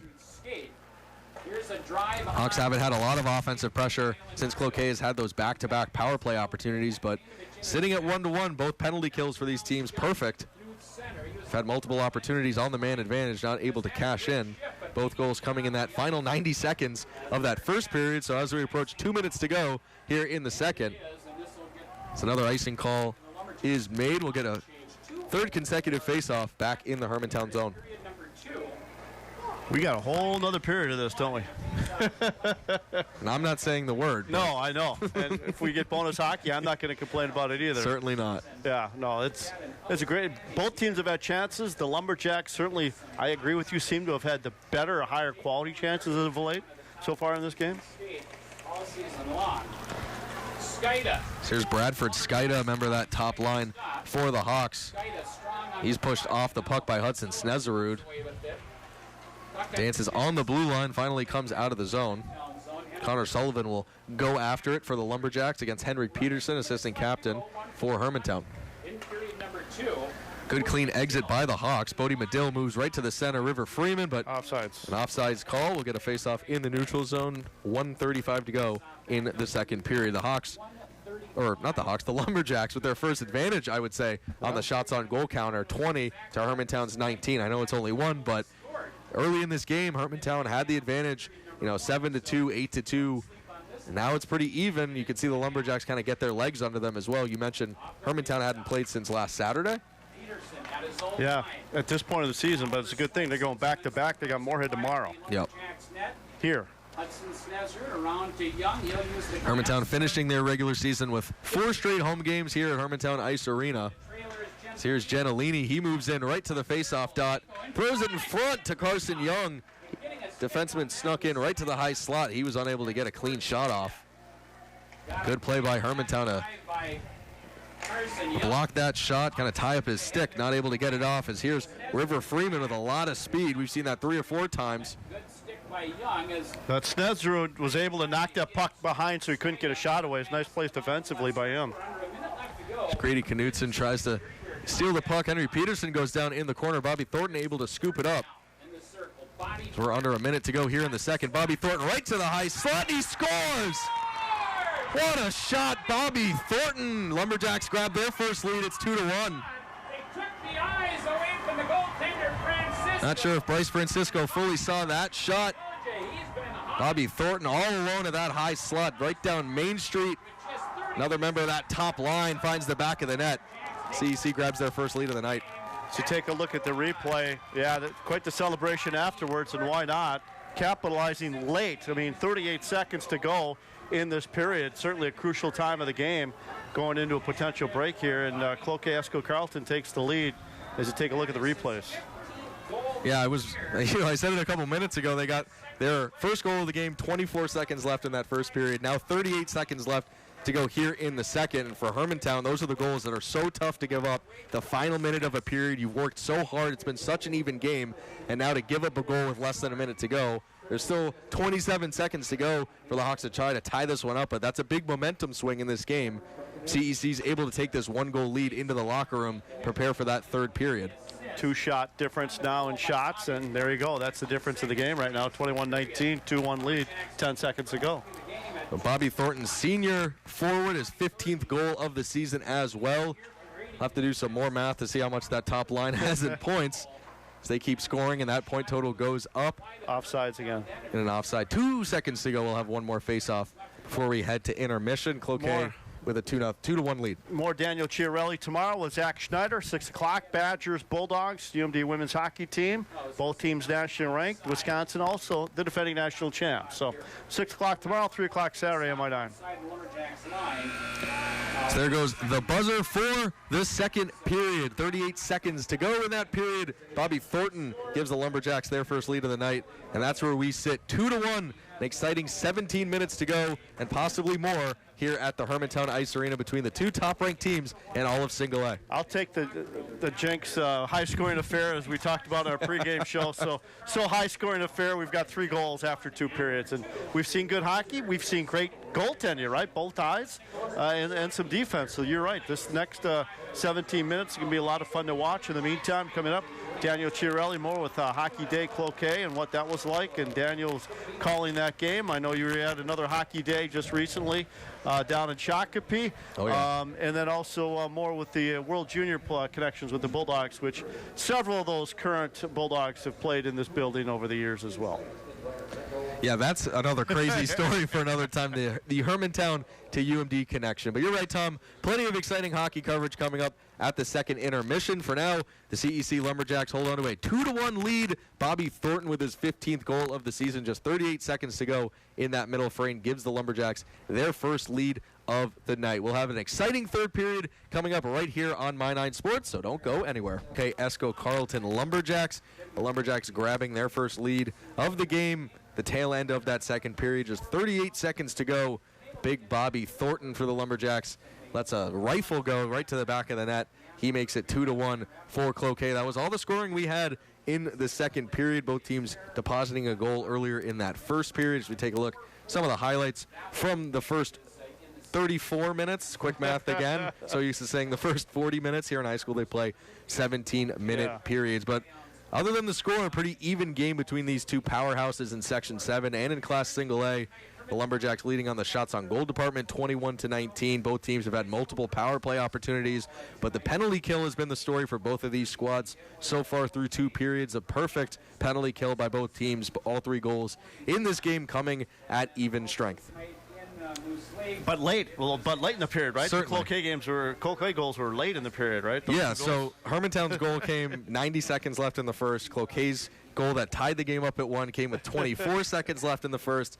Then they scored the goal that made it 2-1, 38 seconds left in that second period. Yeah, so don't leave early in the third period, folks, is what we're trying to say. They make us wait for the fireworks right at the tail end of the periods. But as I mentioned, very even game between these two teams, both in Section 7, both having incredible seasons. Hermantown Hawks, just another great season for them, taking a look at all the banners that spanned goal line to goal line, end zone to end zone, right here at Hermantown Ice Arena. The Hawks with 4 state championships since 2007, going for their 5th one this season. They last won one back in 2022 for the Cloquet Esco Carleton Lumberjacks. Big litmus test for them here tonight to see how they stack up against the best of the best in the Hermantown Hawks.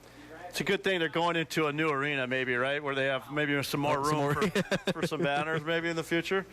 I'm sure you can still hear us, hopefully. I know in our headset anyway, a little bit of a challenge. But a couple other scores quickly. Proctor, a game that you were at, and you'll have highlights on Northern News Now, right, at 10 Certainly. o'clock? Yep. Proctor 2, Superior 1. That game is still in progress in that one. Elsewhere, Benilde is now tied with Orono 4-4. I bring that up because that's a game that Hermantown has on the roster here in a couple of games. They have Moorhead tomorrow, and then Benilde St. Margaret's after that. And then we had, I think, was the Duluth East score. Let me get that one more second. Duluth East and Bemidji 2-0. That game's still in progress. Bemidji leads Duluth East 2-0 in that game. And Moose Lake area and Becker Big Lake. Moose Lake area 3, Becker Big Lake 2 still in progress. A lot of great hockey all around the Northland, as you mentioned, Tom. Coming up, Northern News Now tonight, Thursday night faceoff. Me and Alexis Bass bring you all the highlights and scores from all around the region as we begin the final stretch of the regular season here for high school hockey. Just looking at the schedules for both of these teams. You mentioned it, Tom. The Hawks, after tonight, have 3 straight road games to end the season, or home games, excuse me, to end the season. Moorhead, Benilde, St. Margaret's? Benilde St. Margaret's. Look at that. And here's a little trivia for you. Let's hear it. Where did Tom get his first varsity boys basketball basket in high school? Would it be Benilde St. Margaret's? Benilde St. Margaret's from the free throw line. That's why I remember it. There were so very few of them that you don't forget things like that. Of course not. Of course not. Yeah. Then the Hawks wrap up the regular season when the Grand Rapids Thunderhawks come to Hermantown Ice Arena. We'll have that game on the My 9 Sports Network. That one next Tuesday, February 11th. As for the Lumberjacks, they're here tonight. Then they go back home to the Cloquet Area Rec Center to take on Minneapolis this Saturday. Then they travel to War Road on Friday. Following Saturday, Roseau? Roseau? Yeah, Roseau. 2 for 2 on pronunciations. Yeah. They wrap up their regular season at home against the Hibbing Chisholm All right. Blue Jackets. You want some Roseau history? Sure. All right. You ready for it? Oh, yeah. Neil Broughton, where do you think he's from? Roseau. Aaron Broughton, where do you think he's from? Same place. Yep, Roseau produced some great hockey players, and maybe you've heard of Neil over the years. Oh, So, yeah. Certainly. No, there's some great tradition with these Yep. two teams, just like you say, and not only now, but in the future as well. And that's the exciting part of this sport, is that the traditions, the atmosphere, the fans, it's fantastic. And this will be a great third period. I'm looking forward to watching you call it. And maybe bonus hockey. I'm not going to use the other word. I'll just say please bonus. don't. I'll just say bonus hockey. Maybe some bonus hockey coming your way here. You never know. It's been such an even game between these two teams. And just piggybacking off that, something I love about high school athletics is that culture, that legacy of these programs. Yeah. It doesn't change, when one class leaves and another shows up. The players understand, what it means to put on the jersey, to wear the logo and have your name on the back, and try to continue that tradition. We've had some great rivalries here in the North End this season, here on My Nine Sports. I know we had Grand Rapids and Duluth East earlier in the year. It's always awesome to see two great programs come together on the ice to battle it out for a big win. And a lot of these parents, of these players, they've played at the collegiate level or even professionally as well. And so it's been a lot of fun to see the lineage, right? So I've been around long enough to see the dads, or in this case, some of the moms who have gone on to play in the Olympics and for national championships. And so, like you say, the legacy of not only these players, but keeping those traditions alive. And this would be a tradition of a great third period that Daniel Chiarelli will bring us here on My Nine Sports. Certainly, the puck is dropped. Top line back out there for the Lumberjacks. Bobby Thornton hounding for the puck. He's the goal scorer to give the Lumberjacks their first lead of the night at 2-1. In come the Hawks with a ton of speed. Backhander saved by Ironaudo. Quick start to this period. 14 seconds first shot. 14 seconds. Last period, it was a 6-second break I had before someone got in on the action. Bobby Thornton shooting that one in. Knutson and Nico Gentilini make up that top line for the Lumberjacks. Doing some quick math, they're up to 119 points now as a trio on that top line for CEC. And they're in the corner fishing for that puck. Hermantown able to escape with it. Bradford Skida, he's had a couple opportunities so far in this game alongside River Freeman, the captain for the Hawks. Cloquet's able to escape it. Carson Young, he's had a great game on that back end. That puck bounces on net. Francisco makes the smart decision just to put a glove over it, and we'll get a face-off in the Hermantown zone. I like how you say he sets up in his office. Gives me a chance to say, well, Scotty Prunovich has a new office as he was traded to the New York Islanders this week. And obviously, Scotty, former Bulldog great, Hobie Baker winner, of course, everything he's done. Obviously, coming from the great program he did in Hibbing, and now he has a new office with the Islanders. So it'll be fun to see Scotty with that new program. Obviously, it was with the Blues. It's always great to see former Bulldogs, former high school hockey players right here in Minnesota make it to the big leagues, especially here in Hermantown. I mean, I don't know how much time we have, but I can list the amount of players that have come through this program, made it to the National League, so it's always awesome to see. And you did a feature, a year ago with some of these former Hermantown Hawks parents, right, that are playing at the National Collegiate level. Certainly, I got a chance to talk to the parents of Neil Pionk, now playing with the Winnipeg Jets. Dylan Sandberg, one of his teammates with the Jets. Dylan Forbert, I believe, is on the Kings or the Bruins. Not exactly sure, but he's in the NHL playing really well. Been there. We called his games at East when he was at East. So here's Hermantown deep below their net. 15-12 to go here in the third period. Cloquet with a 2-1 lead over the Hawks.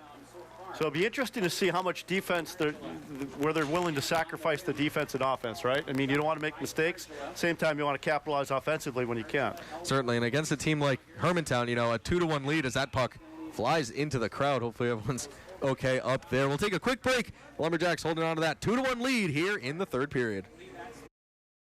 You've worked hard. You've earned a life that you can call your own. Retirement worries shouldn't get in the way.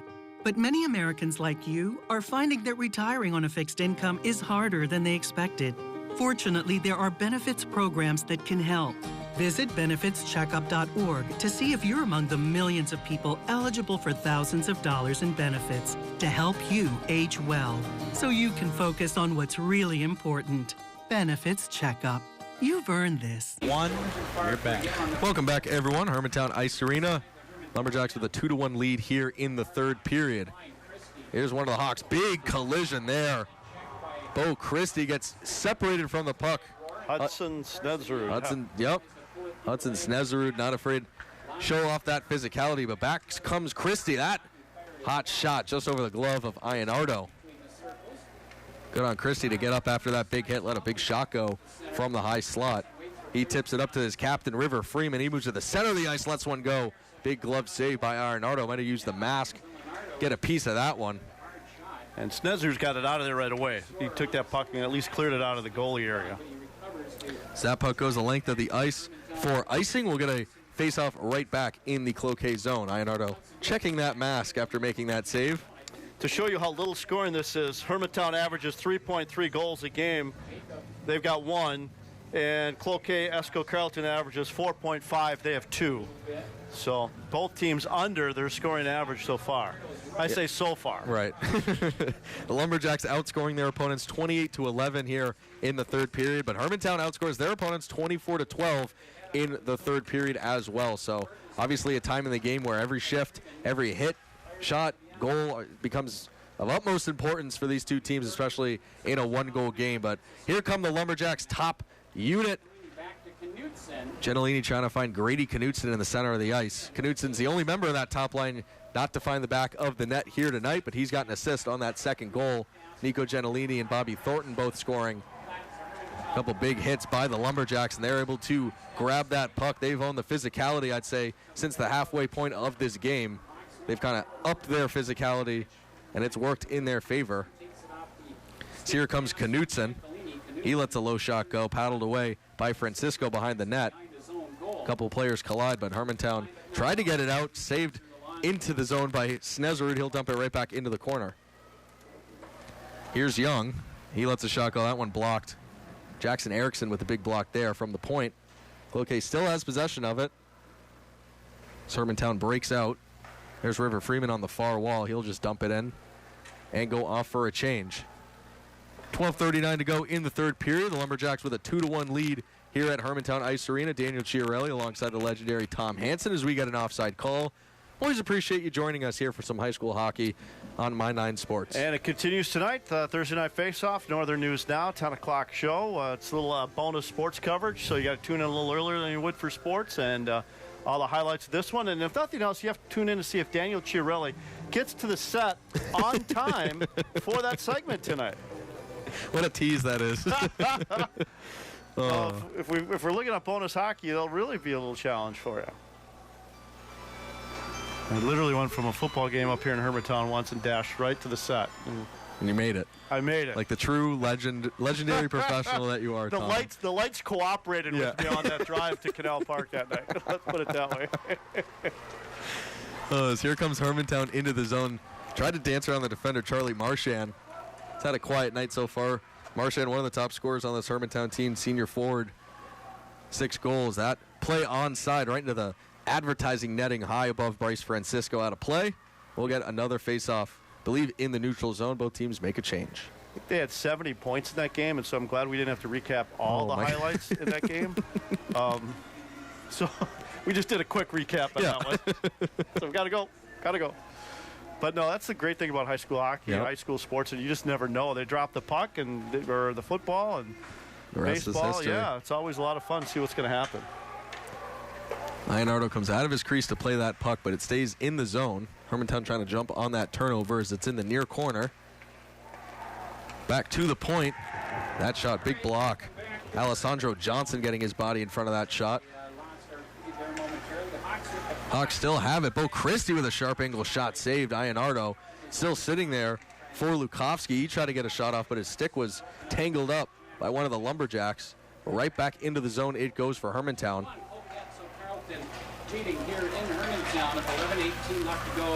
As we approach 11 minutes to go here in the third period. Tight one-goal game, a little playoff-style hockey being played here at Hermantown. The Hawks looking to tie this game up. That hot shot blockered away by Ionardo. So once again, the puck circles around the net into the corner. Preston Strang able to scoop it out. Ref waves off the icing. Here's Johnson going into the corner. The Hawks able to get it out, cross center ice. Nico Gentilini went for the big hit. He missed, so the Hawks able to get it in deep. River Freeman out there. He tries to deflect that shot right into the chest of Ionardo. A couple players meet up in front of the goaltender. It was Bodie Medill that was able to get that puck deep, get that opportunity for the Hawks. Obviously didn't score on that one, but some conversations between the two teams afterwards. Yeah, possibly, where they're getting post-game dinner at, hey, you got homework, I've got homework too. Yeah, exactly. Those kind of conversations. Bobby Thornton's able to win that defensive zone draw against River Freeman. Goes wall, he gets it out of the zone. Great play, Bobby Thornton. I'm sure they talked their favorite subjects in school. Yeah. Probably what it was. Dipsy doodle by Thornton. He drives right to the middle of the net. That puck sitting there in the blue paint, but his line mates were on the other side of it. Hermantown escapes that opportunity. Bodie Medill, your hero there for Hermantown to clear that puck out of there. It is top line for Hermantown. Obviously, they can put the puck in the back of the net, do some damage, but if their defensive play, that's certainly impressive here tonight and throughout this season. Here's Skida trying to find River Freeman alone in front. Great play, but Carson Young able to break up that odd man opportunity. Freeman will dump it right back in. Top line goes off for Hermantown. They'll go off for a change. 9:46 to go here in the third period.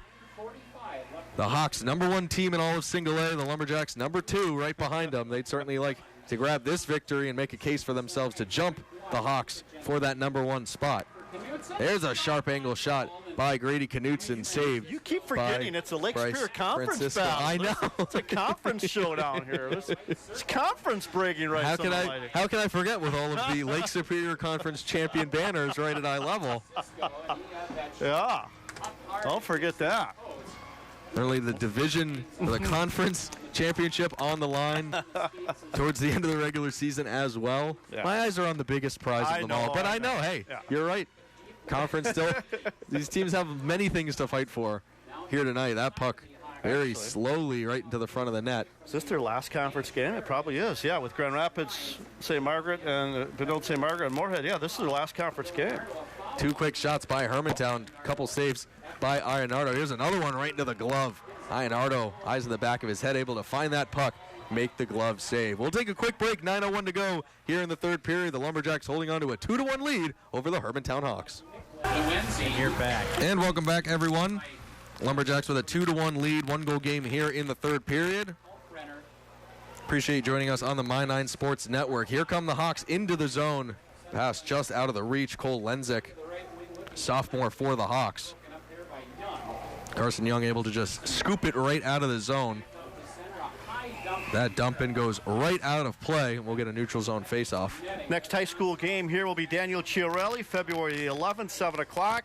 Hawks and Thunderhawks of Grand Rapids. So that'll round out. Battle of the Birds. Yes, and that'll be Daniel calling that game. So it's my last game with Daniel this year anyway. So Daniel's been a lot of fun. Don't say that. Well, until tomorrow night. Exactly.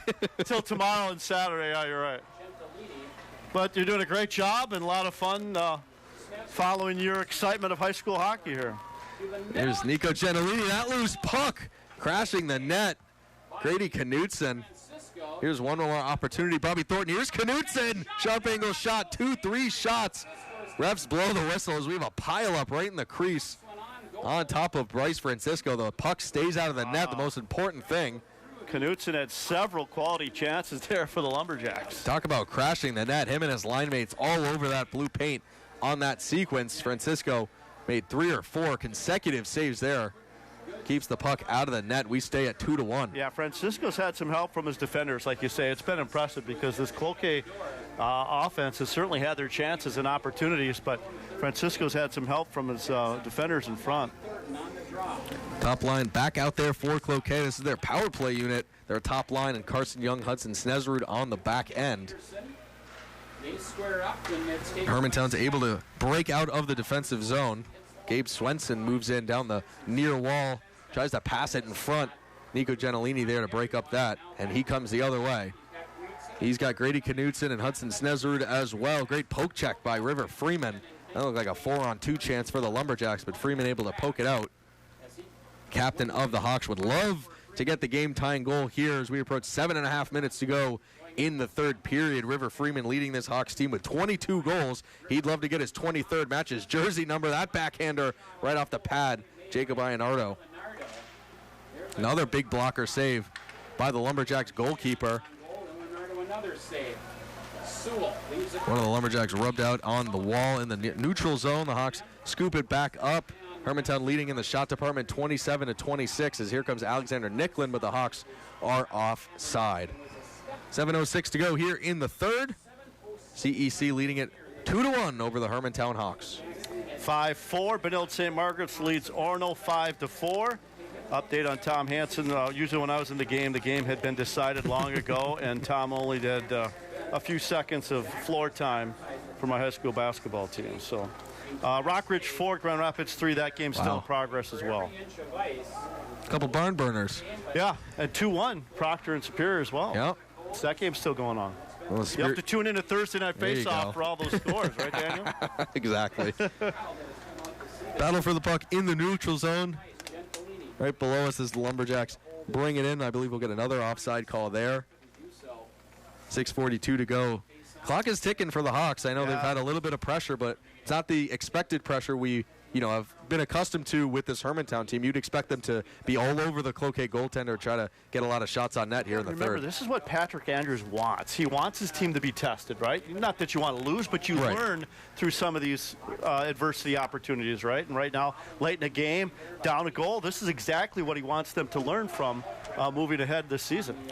Yeah, he wants them to win, don't get me wrong, but you can also learn from these opportunities. I'm no betting man, but I would probably say this is not the last time they'll be down a goal in the third period this season. It's a common theme for this Hawks team playing in such close games. As in come the Lumberjacks, that hot shot right off the blocker. Bryce Francisco with a big save.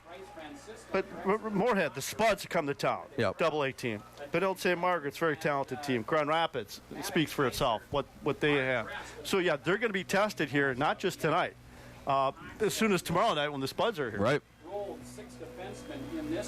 As I said, playoff style hockey being played here. That's a great point. In this entire game, since the drop of the puck in that first period. It should say playoffs. Should say playoffs right on their schedule at that point, right? Hermantown crosses center ice, moves into the zone. Kyle Berg for the Hawks. 2-on-1 for Cloquet Esco Carleton. Alessandro Johnson. It's called offside. Wow. Big chance for the Lumberjacks there. Had 3 or 4 offside calls here in the last minute. And that's a big one because they certainly would have had an opportunity. And I understand the excitement. You want to get in there. You want to get into the play. But at the same time, not that another goal, but another goal here is a big difference, right? Not that it makes it impossible, but a 2-goal lead would certainly be helpful for Cloquet. So, again, limiting those mistakes from here to the end is what you want to do for both these teams. Yeah, I know the Lumberjacks have the lead right now, but a 1-goal lead against the Hawks certainly isn't comfortable, to say the least. That's not the word I would use. Trying to fend them off, but we said it. You don't want to be caught, parking the bus too much and playing back. Correct. And allowing the Hawks to, get a lot of chances in this final 6 minutes here in the third period. And not on the clock, but again, Patrick Andrews has an opportunity maybe. When do you pull a goalie? There's a big shot. Henry Peterson, the rebound goes just wide. Just off the outside of the net by Henry Peterson. He drove right to the front of the cage. It's not something you want to work on, but they might have to work on it here tonight. Nico Gentilini tried to dangle around. He gets taken down. No call on the ice. Gabe Swenson got the puck away from him there. Get the transition going the other way. Here's Young in the corner over to Snezerud. He'll go glass. Try to get it out, but Henry Peterson keeps it in. River Freeman down low. Big guns out there for the Hawks right now. So we approach 5 minutes to go here in the third period. The Lumberjacks with a 2-1 lead on the road here at Hermantown Ice Arena. Shots are now 29-27 Hermantown, but they need one more at least to stretch this game into bonus time. There's Gabe Swenson. That shot blockered away by Ionardo. The rebound nice and juicy at the high slot. There's an offside call. Shot coming after the whistle. Not sure Cloquet's going to like that.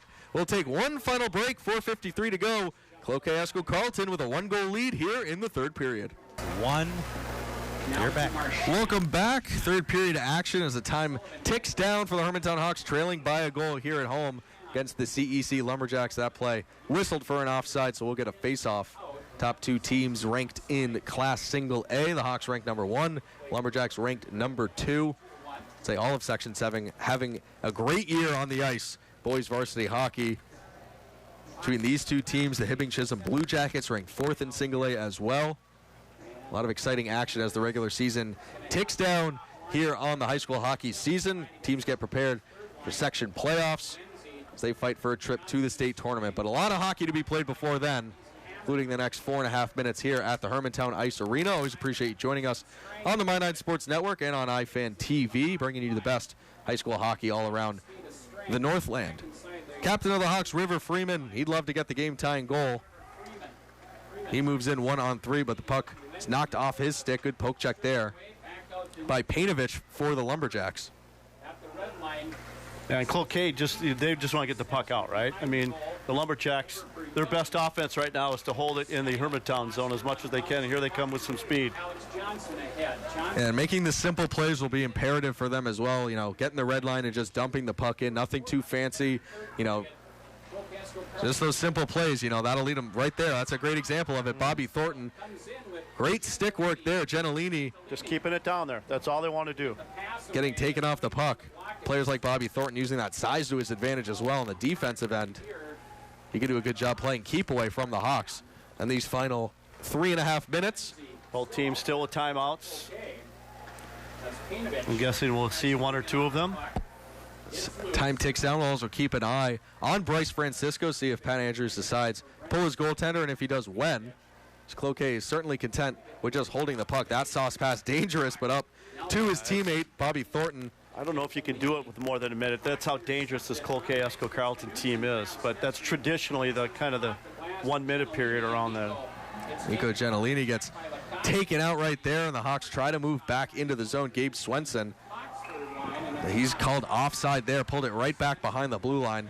All game long, I've been impressed with how the Lumberjacks have stood up at their own blue line, not allowing the Hawks to, you know, come into the offensive zone with speed or allow that transition game that we're so used to seeing. They're not getting second or third looks. I mean, they're getting their shots, right? They got 30 shots off, but they're not getting a second or third for the most part opportunity. So hats off to the Lumberjacks team.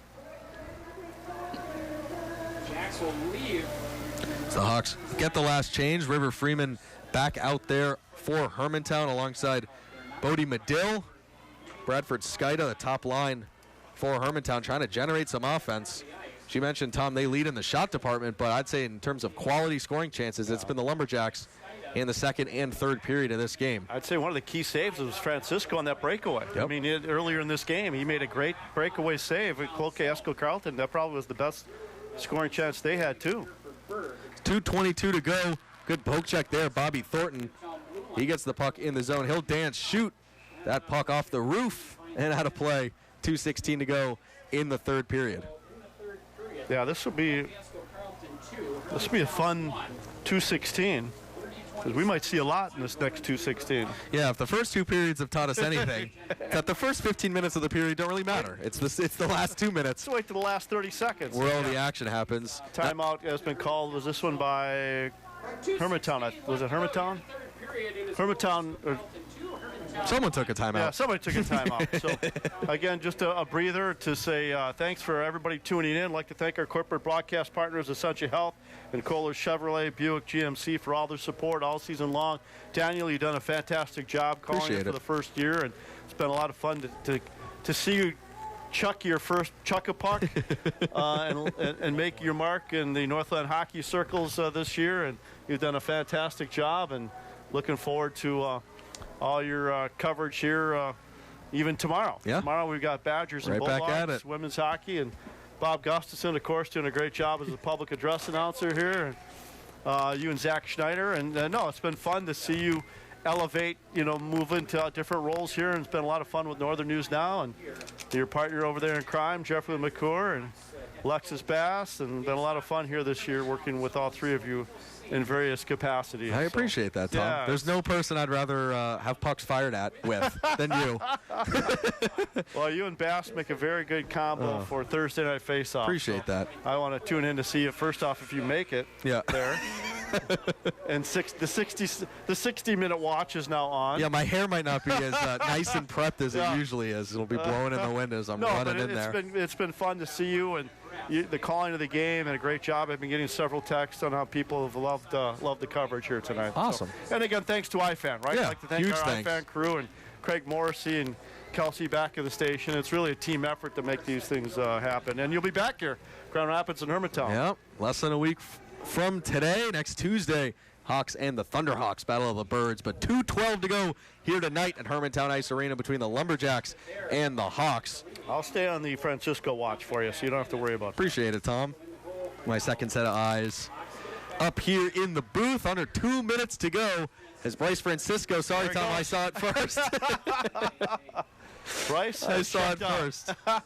But just as he comes off the ice, the puck goes out of play. So we'll see if he returns to the cage for the faceoff. I think he'll stay out for this one. These are learning opportunities you don't want to learn, but these are great learning opportunities, right? And he does it with 2 minutes to challenge his team a little bit more. So most teams do it in 1 minute, but now with the icing and whatnot, get the extra attacker out there. They got 2 minutes with the extra attacker. Hermantown wins that faceoff. Great play, though. Here's Grady Knutson all alone. He's hooked. It won't matter. Bingo. Grady Knutson with the empty netter. He makes it 3-1. And Francisco reemerges. And just looking at the crowd, Tom, I mean, say the majority of them are CEC fans. They traveled well. They got here early. Let's just put it this way. They got here early. And are they talking a penalty here too or not? I'm not sure. River Freeman standing here, the captain of the Hawks, looking for an explanation. Yeah, I think. So it's good thing we don't have any mics down there at this point. But so yeah, it lasted all of what, 10 seconds? Yep. The extra attacker. And Grady Knutson, I mean, great play in the defensive zone. Poked the puck out of the zone right off that faceoff win, and he took it by himself. He was getting whacked and hacked and hooked. It did not matter for the empty net. With that goal, Grady Knutson, his 26th goal of the season. So the Hawks pull Bryce Francisco once again, so they'll have the extra attacker out there. They trail by 2 with 90 seconds to go. But with that goal, every member of that top line for CEC that I highlighted before the game has found the back of the net. Gentilini, Knutson, and Bobby Thornton, your 3 goal scorers on that top line. The Lumberjacks with a 3-1 lead now. As Bryce Francisco getting his steps in, I'll say, as he goes back to the net because we'll have a face-off to his left. I see, and so he's back in the net again. So they had an empty net goal, and you really couldn't take him down because they would have awarded that goal, right? So that last one. So it was a great play by CEC to take that two-goal edge. And that's the difference, right? 30-28 shots on net, but Hermantown leads in that department. Here's River Freeman. There it goes again. No goalie. Once more, Francisco's off the ice, back and forth. He goes from the bench to the crease. Hawks with an extra attacker out there. So we approach 1 minute to go. The Hawks facing a 2-goal deficit, and they needed offense. They need it fast here as time is ticking away from them. We get a whistle here. Yeah, the puck was underneath the player, and you understand you get a whistle on that one. So it was underneath Hudson Snesrud, who's played very well defensively, I've thought, for tonight for Cloak, as well as several others, team defense for the Lumberjacks. Yeah, no, he's certainly been impressive here tonight. Got his stick in a lot of passing lanes, shooting lanes, blocked a couple shots, using his big body, separate the man from the puck. Oh, they're actually giving him a penalty for that, flipping the stick. 2-minute delay of game. So Captain River Freeman will get an unsportsmanlike penalty. So we'll see Francisco go back to the net for the 4th time. And another power play to end the game.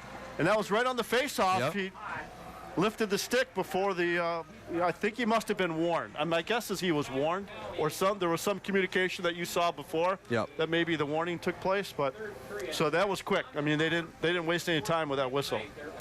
Yeah, and the unsportsmanlike penalty aspect of it also makes me think there was some sort of, warning by the referee. Wasn't a slash or anything like that. So Cloquet on their 4th power play of the night, time ticking down for the Hawks. Lumberjacks with that 2-goal lead.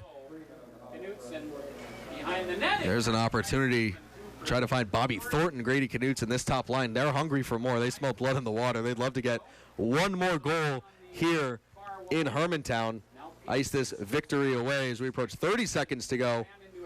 Here come the Hawks. Might have it. There goes Francisco again. For the 5th time he comes out of the net. 3 counting at home. 22 seconds to go in the game. That shot deflected. Bodies are moved out of the way. Here's Bobby Thornton once more. He'll just backhand it down the ice. No, he negated it by getting down there, or tried to. Good effort on Bobby Thornton. Almost a smart play. He wasn't shooting for the empty net.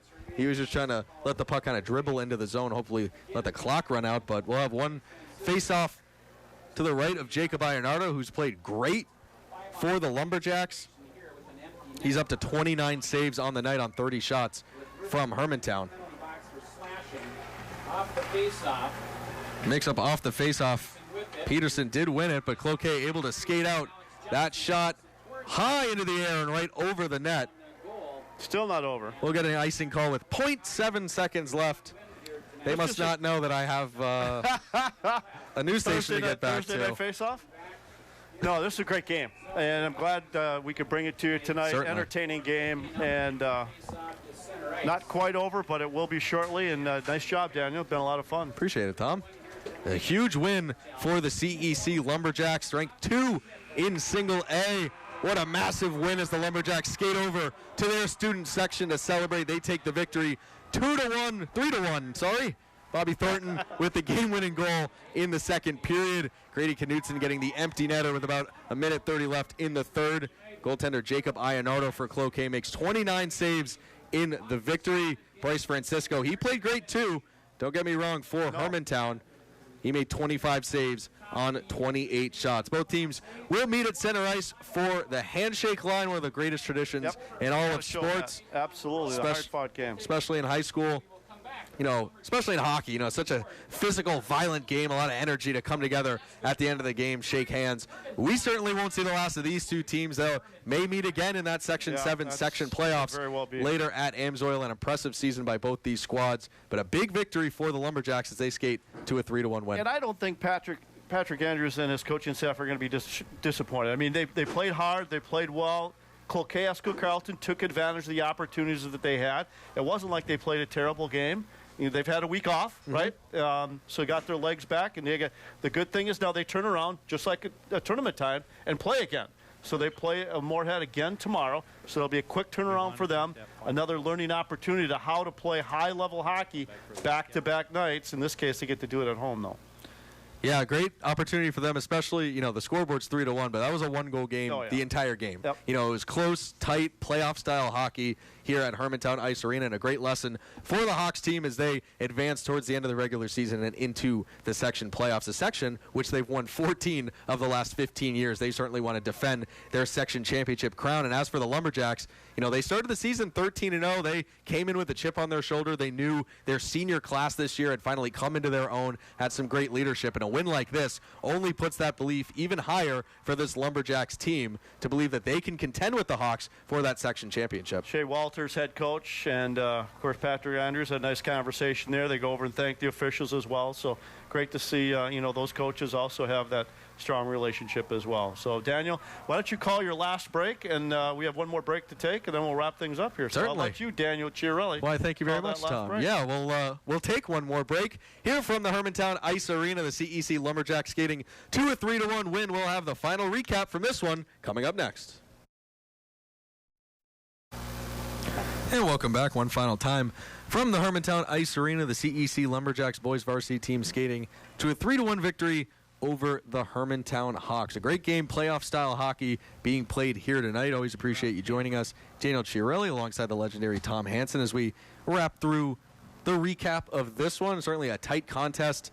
Hermantown grabbed the first goal of the game with just a minute 30 seconds left in that first period. It was sophomore defenseman Ethan Asta with his first career varsity goal. He scored off an assist from his fellow defenseman Cam Lukowski. That gave Hermantown the 1-0 lead, but they led only for about a minute. All right, welcome back. That was until Nico Gentilini got his 15th goal of the season with just 24 seconds to go in that first period. So we went into that first intermission tied at 1, and then an entire second period, great scoring chances. Took till the last minute of that period as well. Bobby Thornton scored his 15th goal of the season with just 38 seconds to go in that second period. He just drove to the high slot, let a great wrist shot go that beat Hawks goaltender Bryce Francisco. And then similar, third period, great scoring chances back and forth, both teams with a couple of power play opportunities. But it wasn't until Grady Knutson scored on the empty net with about a minute left. He iced the victory away. 3-1. That was his 26th goal of the season. That leads the CEC Lumberjacks team. That top line of Grady Knutson, Nico Gentilini, and Bobby Thornton, all three of those players scoring here tonight. That top line now combines for 121 points on the season. So certainly, I'm not sure if any other high school can sport a top line like that, where all three players can find the back of the net, make an impact each and every night. Those are three names. I don't even have to look at my roster sheet. I just see him out there. I'm like, there's Grady Knutson. There he goes. So a great effort, to be on your game night after night. Obviously, you need your depth to come through, but it's your top stars and your best players need to play at their best in order to take down a team like the Hawks, and that's what the Lumberjacks did tonight. And rolling, they beat Denfeld, 6-3 earlier this week, so they came into this game, as you mentioned, a little bit of a roll, and they'll continue on a little bit of a roll. But Old St. Margaret's a team that this Hermantown team is going to find in here in a couple of games. 6-4, they lead Orono. In that game, that is not over. A couple other scores to pass along. Grand Rapids and Rockridge, two very good teams there. That's still in progress, 4-4. Proctor knocks off Superior 3-2. Another Lake Superior Conference game in that contest. And then one other on Bemidji and Duluth East. Final score, Bemidji knocks off Duluth East 3-0. And you have to tune in to Thursday Night Face-Off for Daniel Chiarelli in 45 minutes, to see if he gets there. And also where the chunky peanut butter is there hit. You go, Tom. Wow. Chunky peanut butter? It's a chunky peanut butter is hit? That is where you got to find out where it's hit tonight on Thursday Night Face-Off. But Tom, it's been a pleasure. I always appreciate doing literally anything with you, but especially this, calling a high school hockey game. You have so much experience. It's great to learn from you. We'll be back with more high school hockey on My 9 next Tuesday, February 11th, right here in Hermantown when the Hawks take on the Thunderhawks from Grand Rapids. We'll also have UMD women's hockey. Right. On My 9 tomorrow and Saturday. Me and Zach Schneider will be on the call for that one, so looking forward to it. And 3 o'clock on Saturday. And we'd like to thank Essentia Health, Kohler Chevrolet Buick, and GMC for all their coverage and help all season long. And, of course, iFan.tv. And, Daniel, I'll let you send us off to a great night here. Yeah, certainly. For the legendary Tom Hansen, myself, Daniel Chiarelli, producer and director Craig Morrissey, and everyone here helping out to put on a broadcast like this. Kelsey and Simon back at the KBJR studios. There's your shout-out, Simon. I promised you I'd give you one. For one final time, the CEC Lumberjacks skate to a huge 3-1 victory over the Hermantown Hawks. I hope everyone has a great night. Stay warm out there. Keep smiling, Northland. There you go.